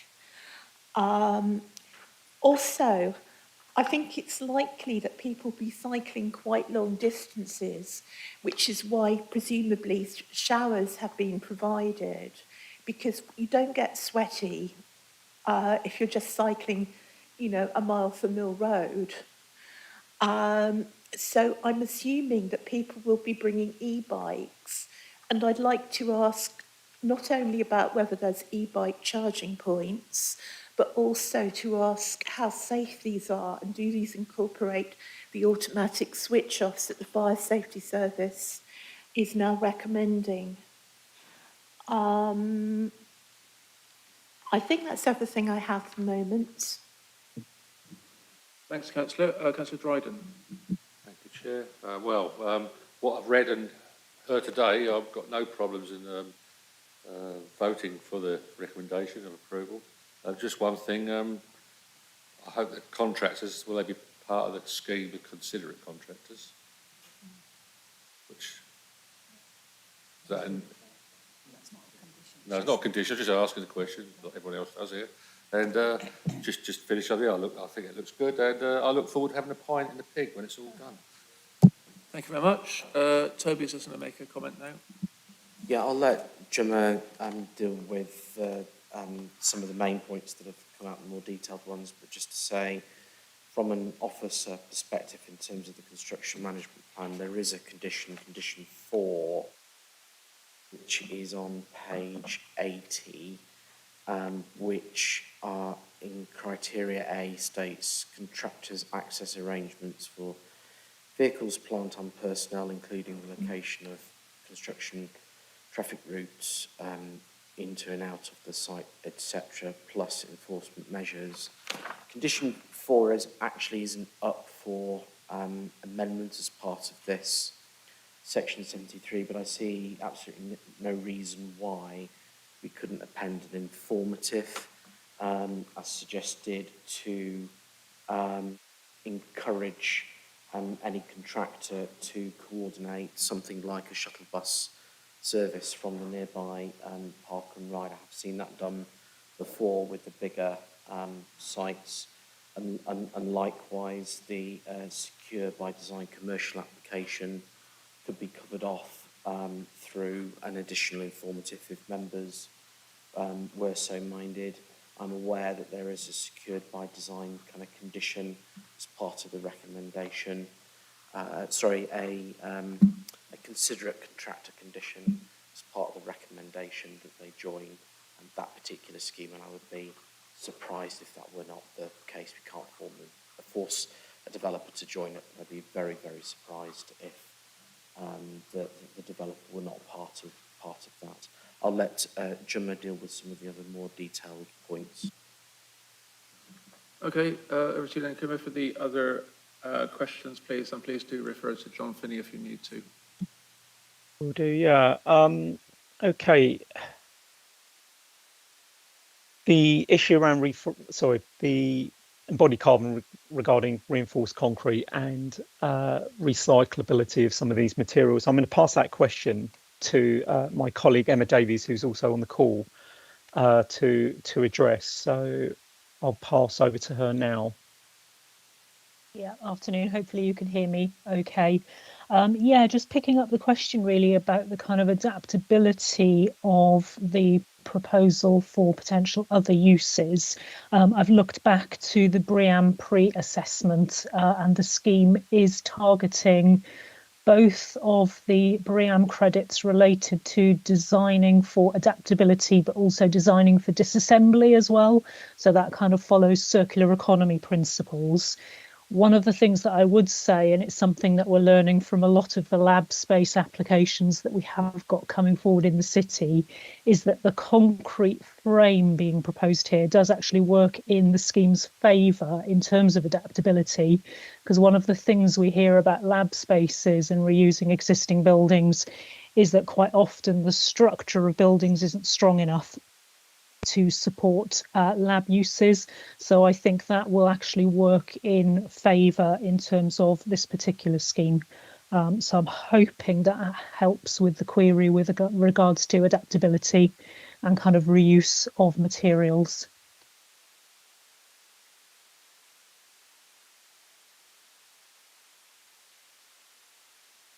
Yeah, do you want to carry on then, Kuma, please? Thanks very much.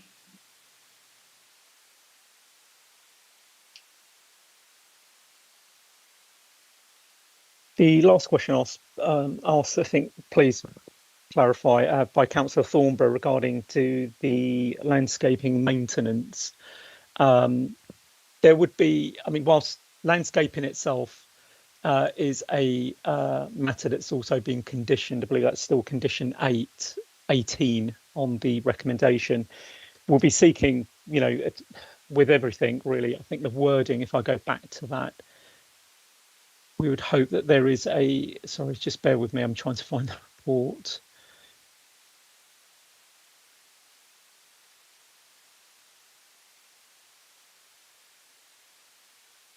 So condition 18 itself.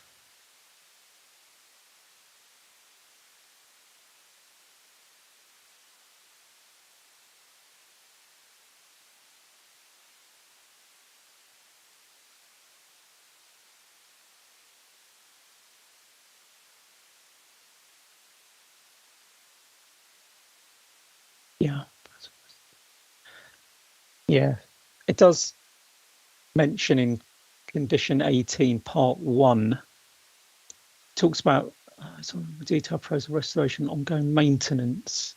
It's not very explicit, but I wouldn't think that it would be too onerous to make an amendment to that condition to just clarify and make it more explicit that a maintenance schedule for the landscaping is provided and submitted as part of any future details to be agreed as part of that.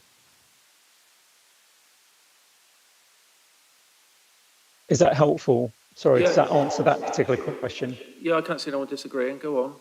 Okay. Moving on to Councillor Porter's questions, I think the purpose, can I just clarify, was the question really about the purpose of the security drum and its need? Requirement. Councillor? I just wasn't quite sure if it was integrated in the building or separate, because on one picture it kind of looks like it's just part of the main building, on another one it looks like it's separate. So I just wanted to clarify what it looked like and what the changes were.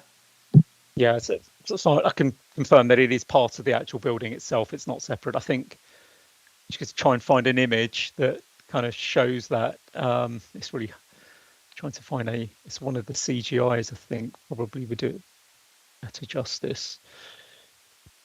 Yeah,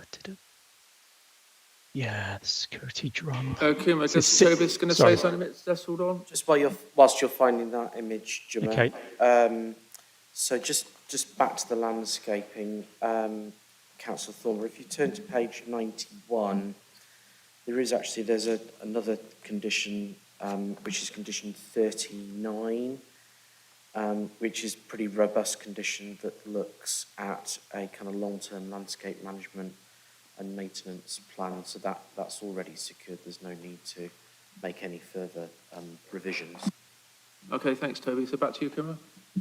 Hello. Yeah, sorry, I've just found the plan itself. So this is the ground floor layout.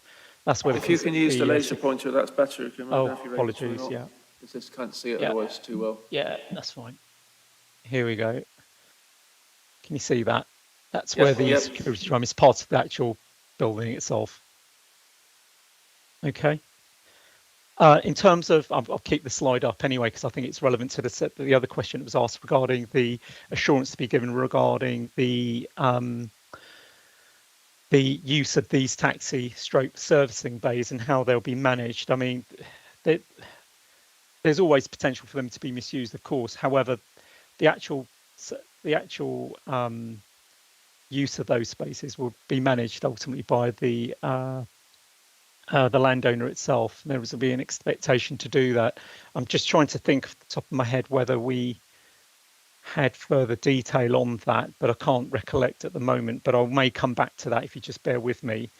In terms of visuals, I mean, in terms of the actual visual changes, I suppose, from those sensitive viewpoints, predominantly from Botanic Gardens. I do have some separate slides to that effect, just to take you through those. So again, this is the consented and proposed situation. So this is the consented position, and this is the proposed. So I think a lot of any alteration, I mean, that's happening, of course, recurring to the additional office space. I mean, there's no real discernible changes there at all. I mean, we've looked at this with the conservation officer, and we're satisfied that, there is no additional harm. If anything, it's imperceptible. Again, this is in comparison with the consented situation, and obviously the section 73 once more. And then you have, again, the third set of those verified. These are verified views, just to, make that very clear. And that's where, I mean, if you watch me, I'll leave those up if you want me to, whilst I go on to your other question regarding. Was there another question? Sorry, just need to get this right. The cycle routes between buildings B and C. Is there concern in respect to how that will be secured, or was that more about the safe use of that? Chair. It was because normally if we have a segregated cycle or pedestrian access, it would be different coloured tiling. There'd be some, and I wasn't clear. I mean, I'm happy to leave it as part of the conditions, but I just want to make sure that when that cycle condition, I think condition 47, is looked at by officers, that we're clear that it's a clearly segregated cycle, which I think is the intention, but it all seems to be in grey paving and it's quite hard to work out. I just think if we're going to have such a good high reliance on that mode of travel with lots of pedestrians coming from the station, we need to make sure that it's managed. And I think we could amend that condition because this is obviously a change to make these the cycle routes in now. Okay, can we get that? Yeah, I think yeah. I think I'll have to look at the wording of the condition number 47, but I suspect with any detail that comes with that, there will be, and in conjunction with obviously materials, hard surfacing materials that I think are secured by condition also at the present time. We can obviously look at ensuring that that segregation is provided, and also would expect additional signage to be provided as well that allows the cyclists to dismount as well at the point of arriving. But I will look at that again. And the market hall and the basement, can I clarify again, was that really about the actual design itself, or? It's just a change. It says that there's going to now be food and beverage in the basement. I wasn't quite sure if this was in addition or whether it was just moving everything down. It just seemed slightly odd place to put food and beverage, but I mean, it was just to ask your view on it, really. Yeah, I mean, in the basement itself, I mean, I think so this is the mezzanine, and so this is where in the basement itself, I mean, my recollection, that would be where all of the service back of office kind of servicing areas will be. Let me just get that on a better, I don't know if that's not very clear, so just bear with me 1 second. I'll get up another plan, because there is another plan.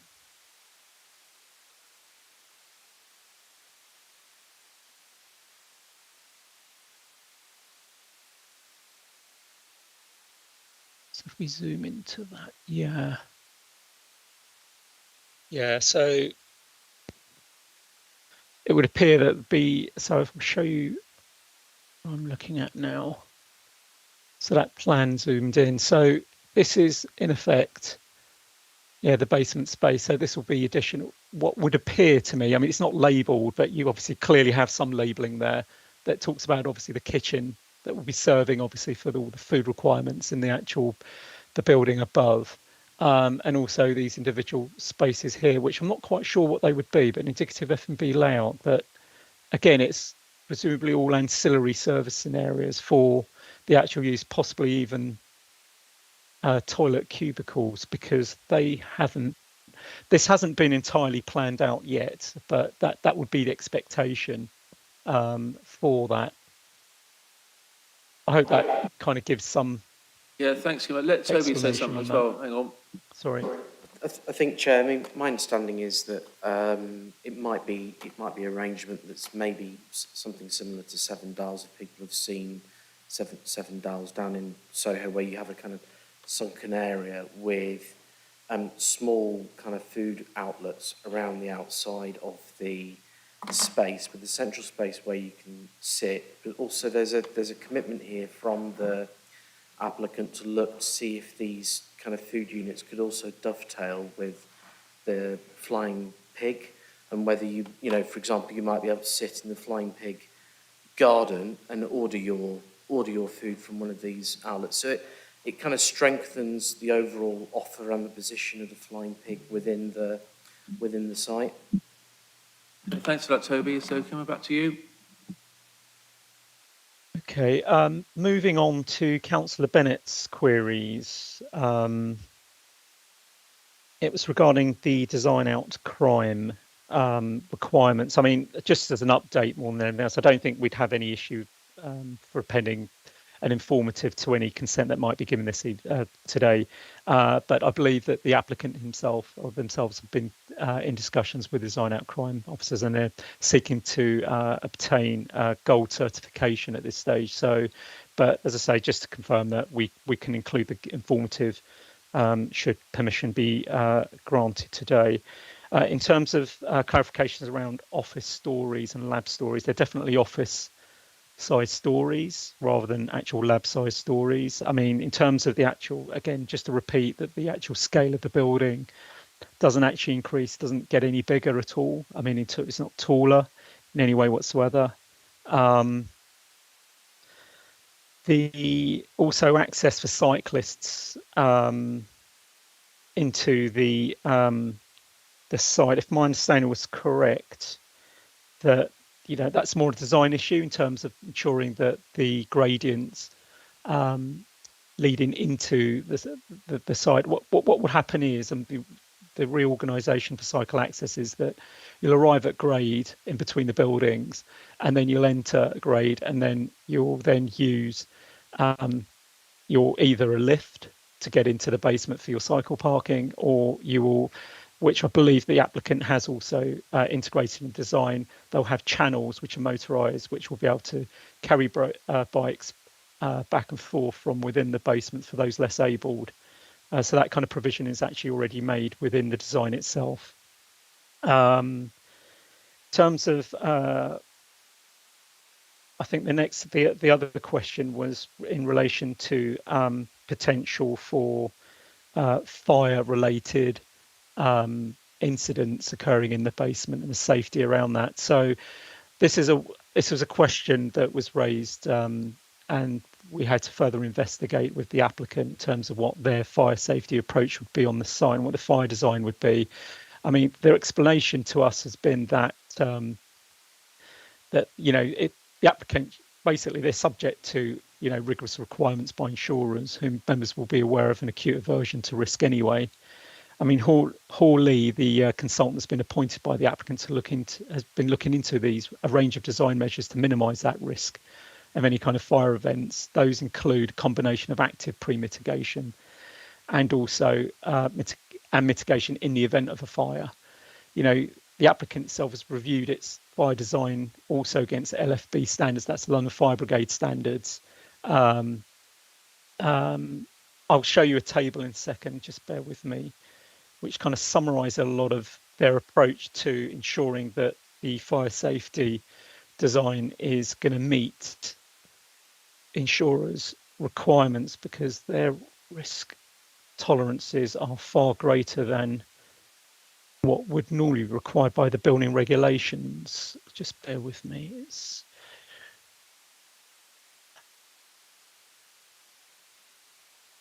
Here we go. I hope you can all see that. So this was the approach that's being taken by the applicant. So the most relevant ones, really, these two last columns here.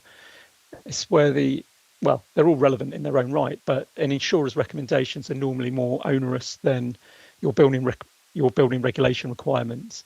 And what they're trying to do through their consultants' design exercise is to ensure that they can can obviously achieve, a safer than, would otherwise be secured kind of situation. I'll leave that there for a second. So that's really relating to, how they can mitigate, obviously, any kind of fire events, pre and post, in those kind of situations. And, officers are kind of satisfied that, that would be, would hopefully, be achievable, and that's the intention that's been expressed to us by the applicant themselves. And obviously that this whole fire safety approach applies to both, whether it be people using e-bikes or using electric cars as well.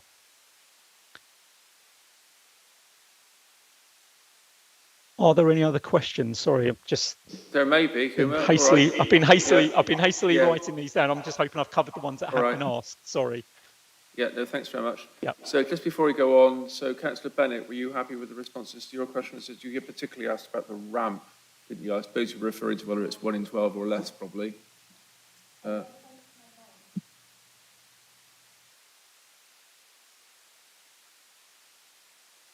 Okay, so Councillor Bennett just said that on CCTV in the chart that's presented, the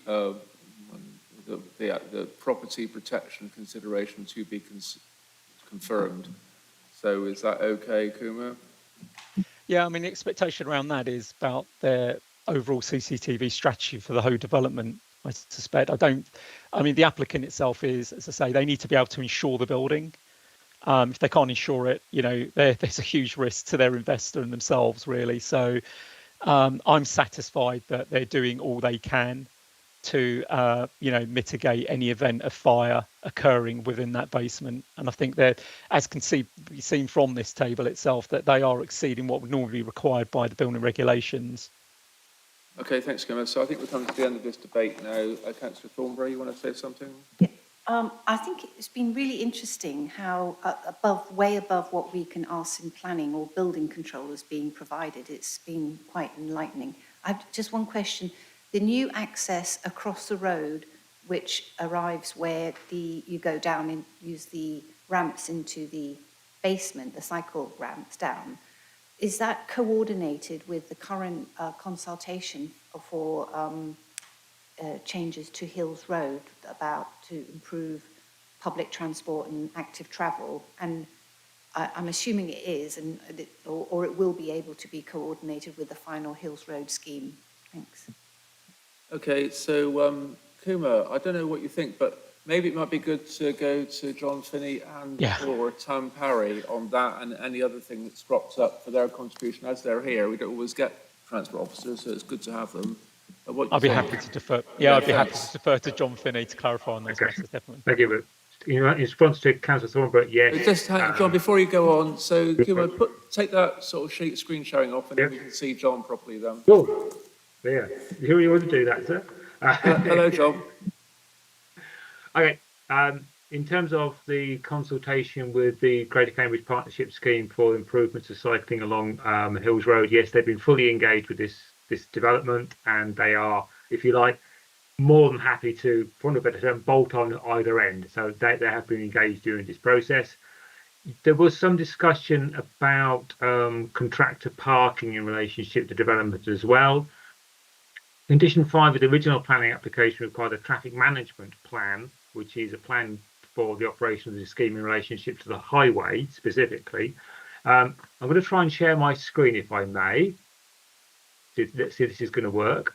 Hopefully it will. Here we go. So let's see. Yeah, we can see that.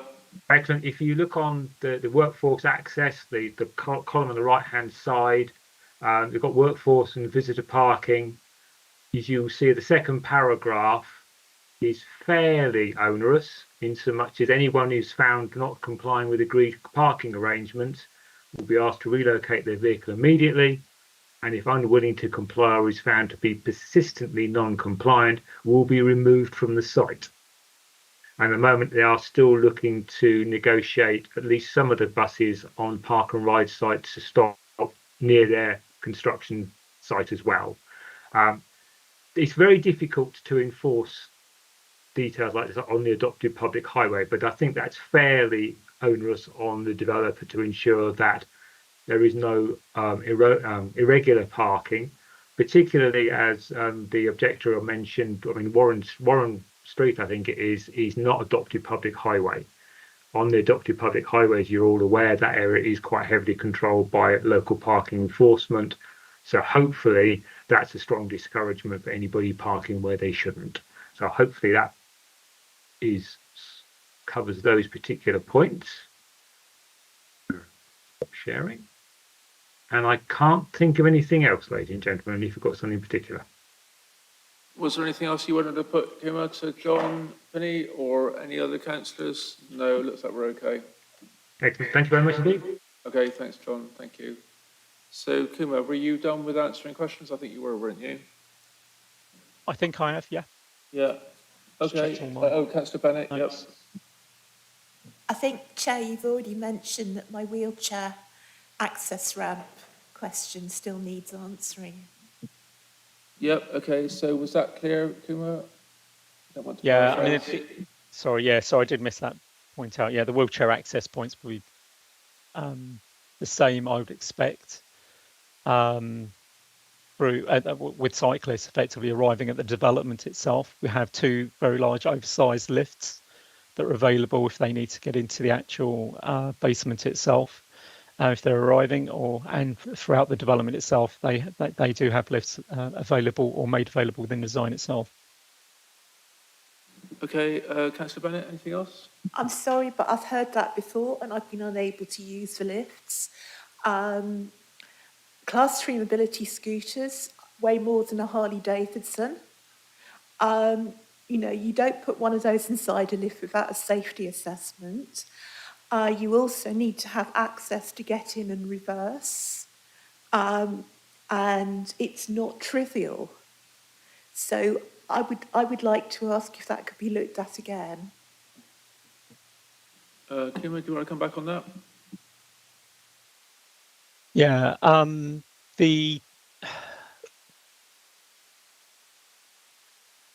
just trying to look at the layouts.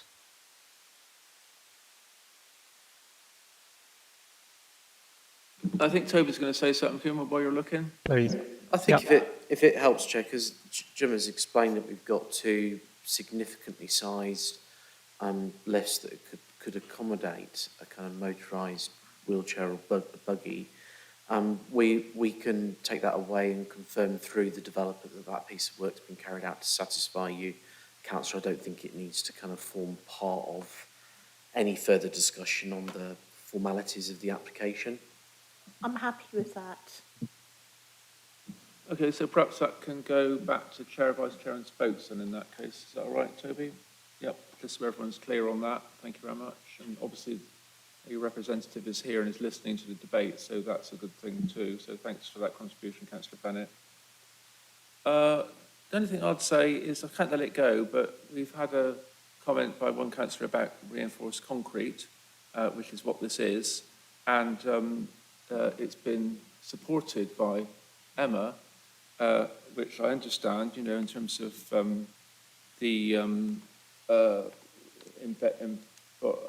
you know, it's high embodied carbon, but it's useful for other reasons.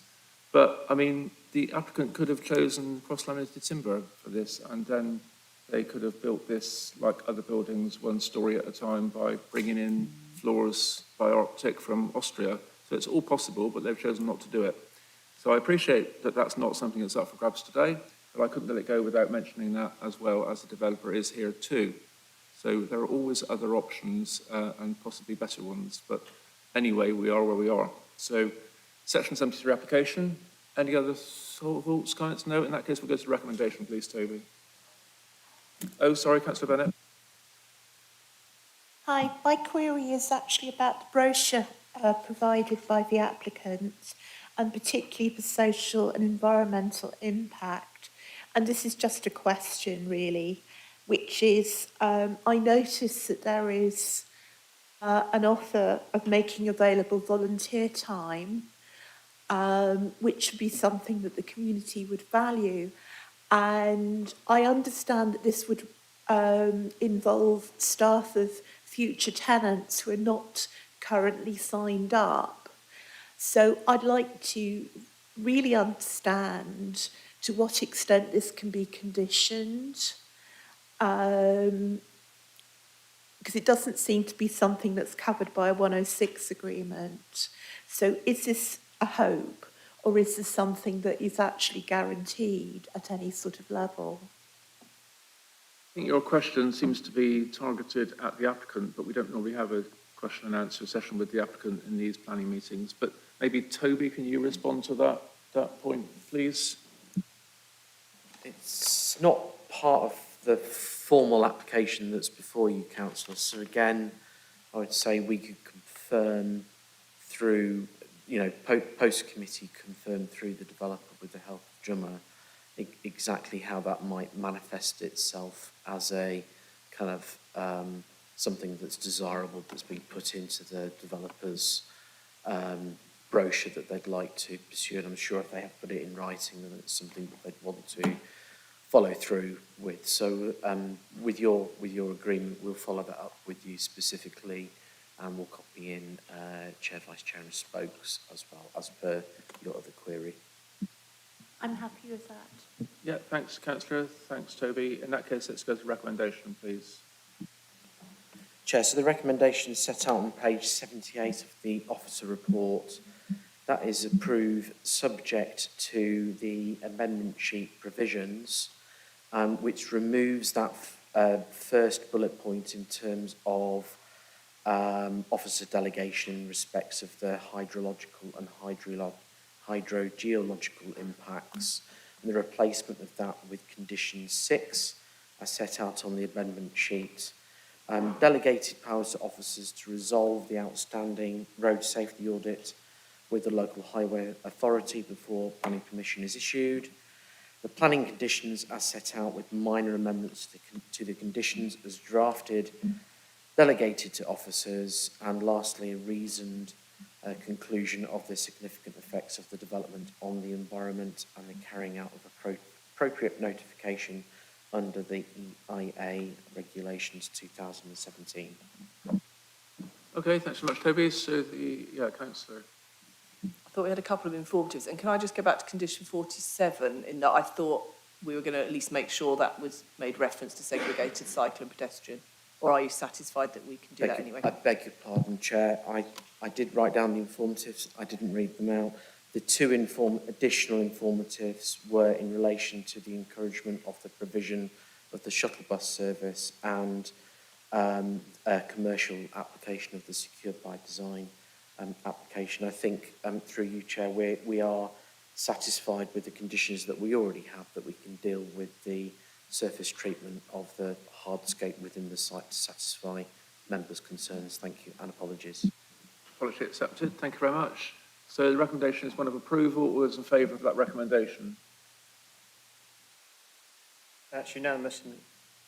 Item is approved. Thank you very much. Thanks to the speakers, officers, councillors. We'll have a 5-minute break, comfort break now, and come back at 5 past, please, for the last item.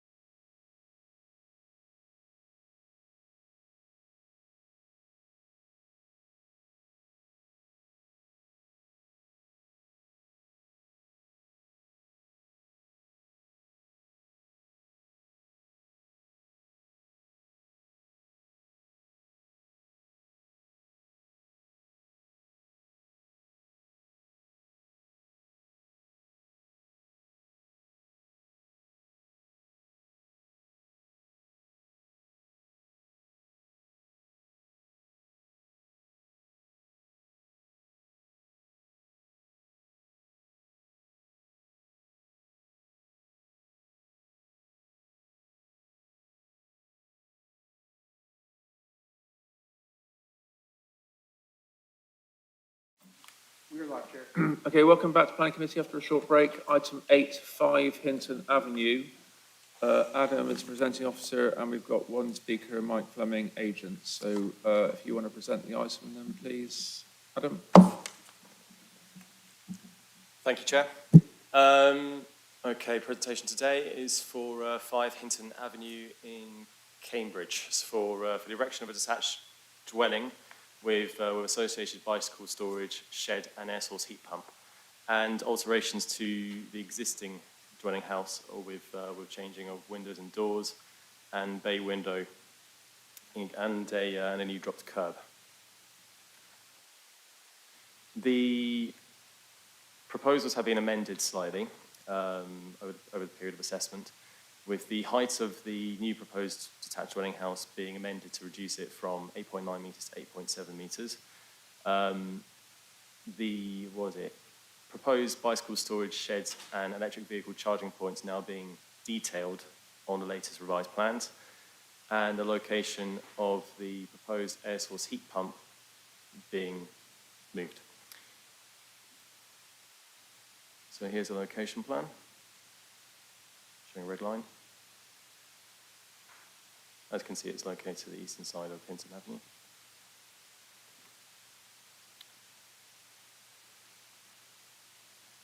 Here's a plan map showing details of what is on site.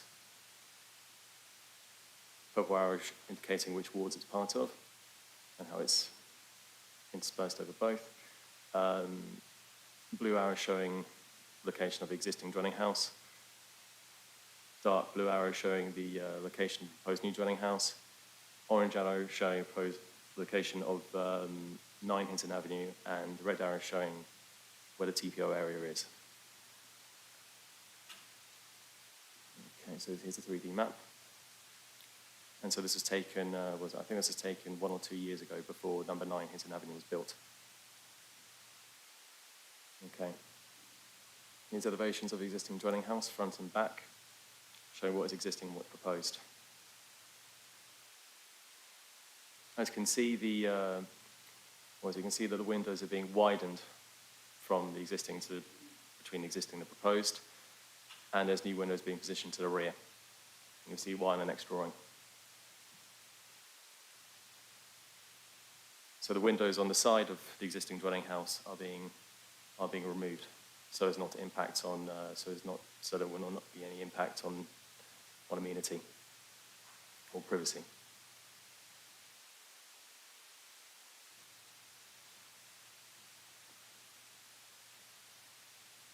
Okay, ground floor plans of the existing dwelling house.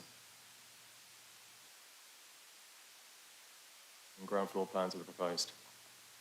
Well, ground floor plans of the existing dwelling house, how it's going to be changed.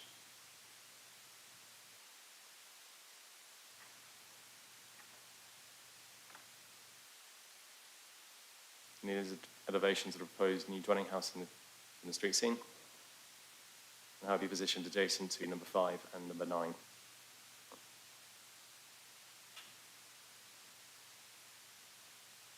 Front elevations proposed, rear elevations proposed.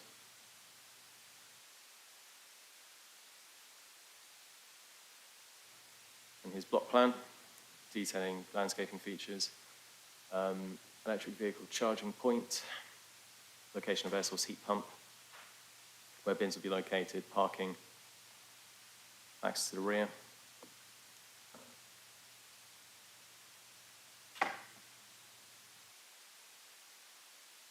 And here are the floor plans of the proposed new dwelling house.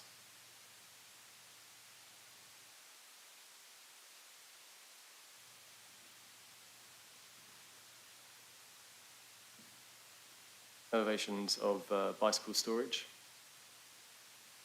and garden shed. So the bicycle storage would be timber clad, and it would be green roofed.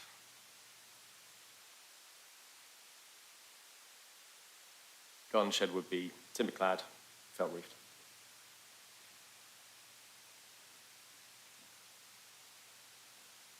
On planning balance, means for approval, officers consider that design and scale of a new proposed dwelling house would sustain the character and appearance of the area, whilst respecting the amenities of neighbouring properties. It would be providing for more housing in the centre of Cambridge, and it is considered that it would have provisions for biodiversity and renewable technologies.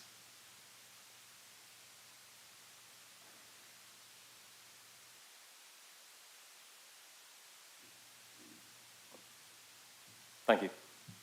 Okay, thanks, Adam.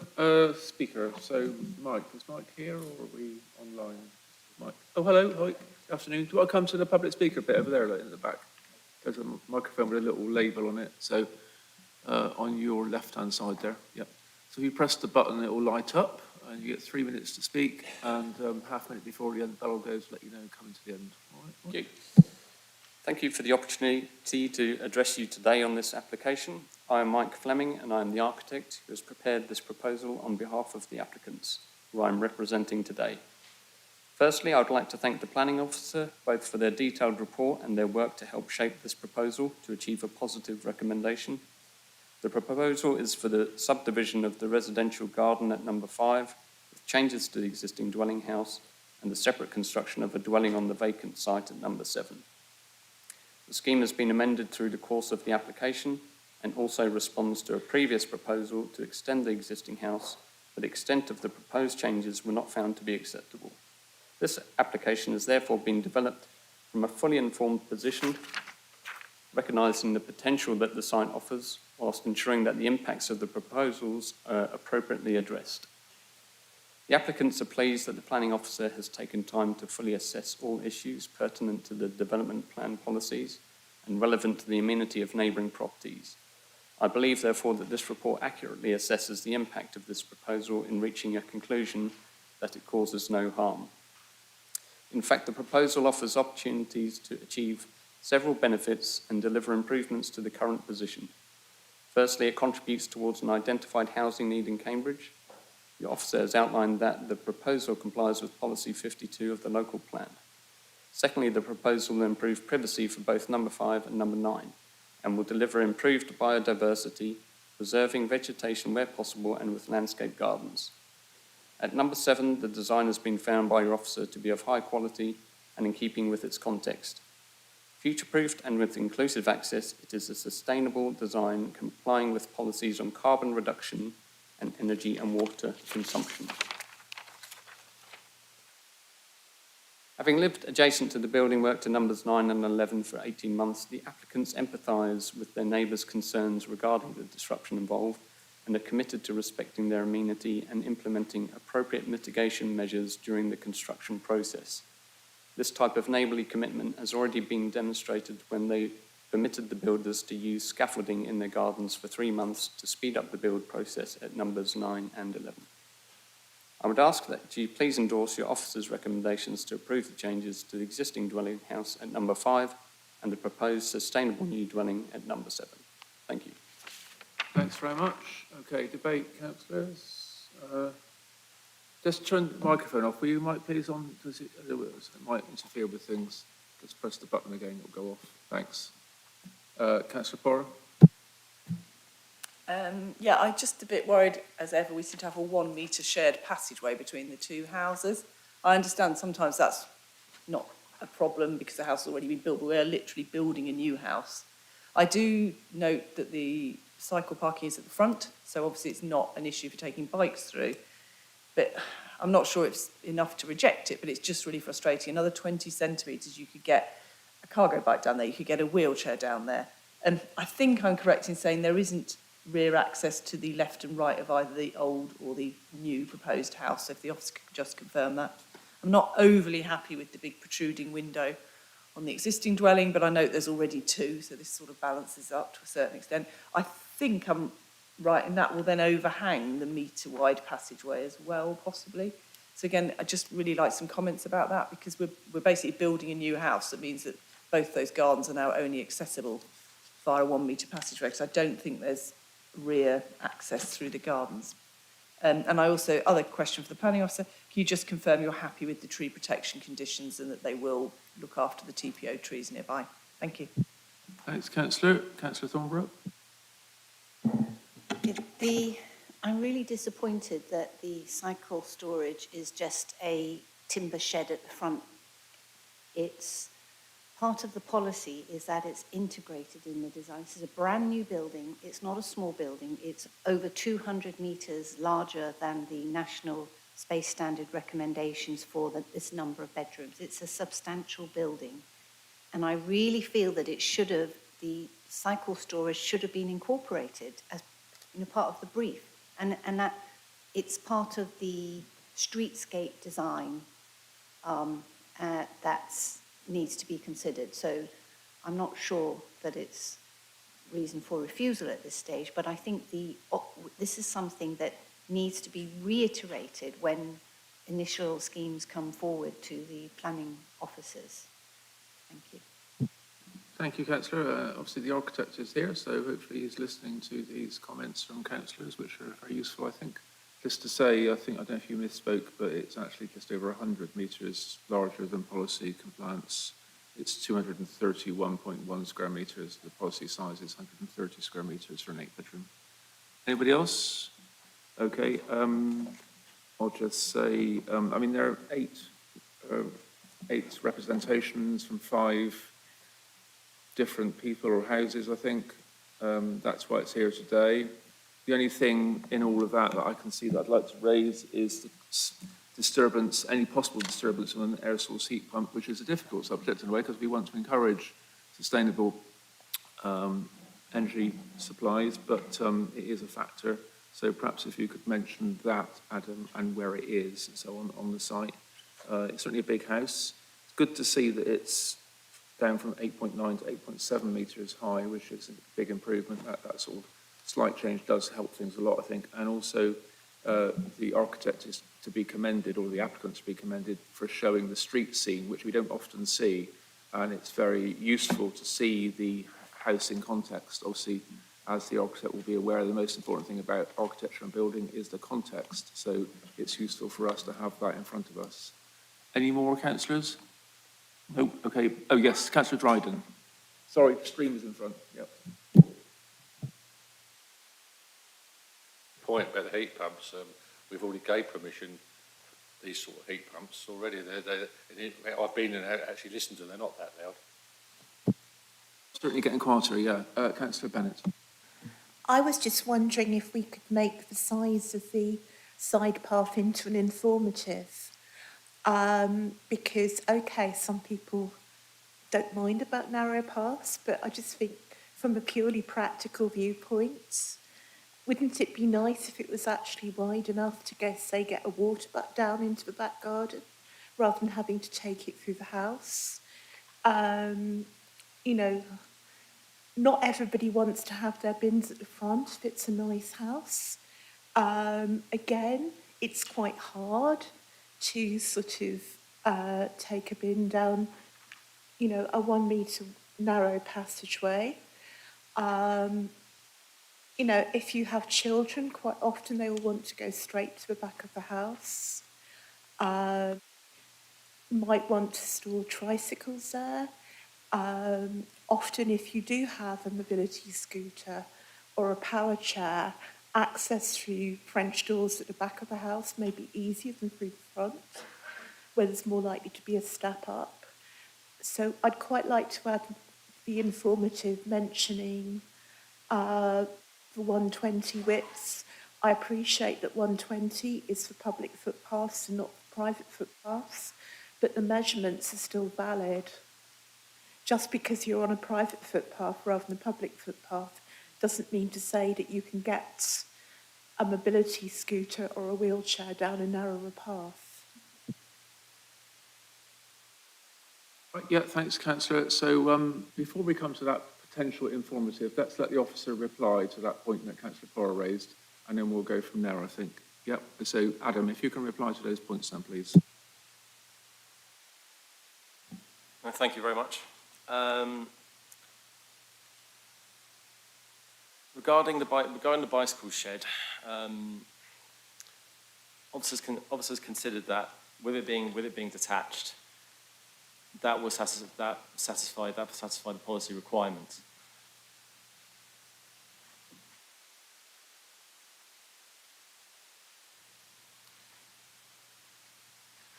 However, we can request design, however, regarding bicycle storage, we can request designs by condition if more appropriate design should be sought.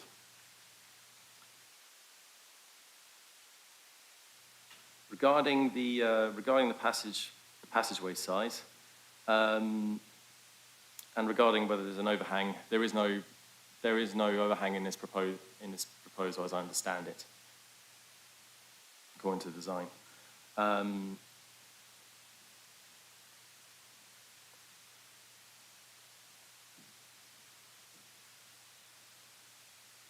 As has been indicated on the drawings regarding regarding changes to the existing dwelling house, the aspect which was protruding, a bay window that was coming out for the providing light to the bedroom, to the first floor rear. That aspect has been taken out in design drawings that have been received. And hence, that's the reason why there's now windows which are being positioned to the rear for the said master bedroom where there were not before. Regarding passageway size, it was considered by officers that 1 metre would be adequate for the purposes of providing access. With bin storage.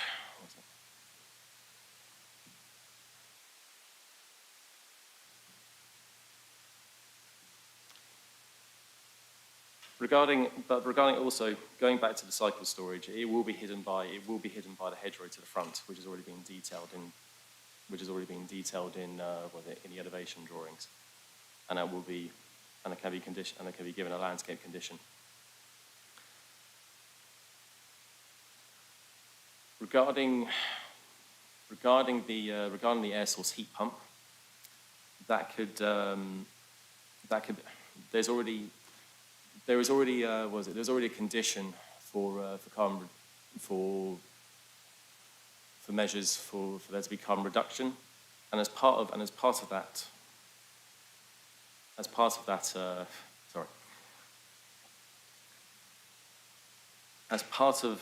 that condition, there's also a requirement for noise mitigation to be determined, and as such, that would have to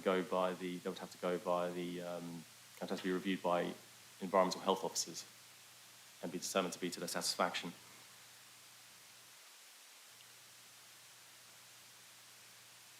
Regarding the alley size, sorry, going back to that, the only issue is that we have the design is what it is the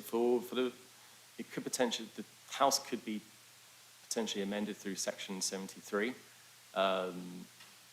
or through other design amendments, but essentially the location would need to be changed, or it would need to be brought in to provide by 20 centimetres to make it 1.2 metres wide rather than 1 metre wide.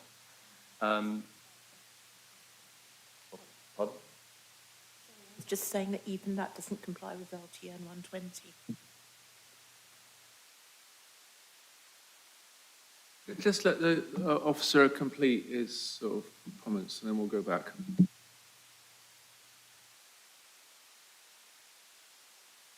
Okay, regarding bin storage, that's to the front, so it's considered to be, and it's considered to be policy compliant.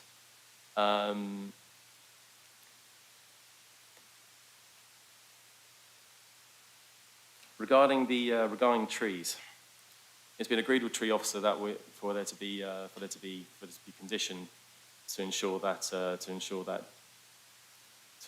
trees at present, trees that are concurrent to the TPO area, which were there when the TPO area was established, will be protected as a matter of course. And so that is a pre-commencement condition that would have to be discharged and be reviewed by the tree officer.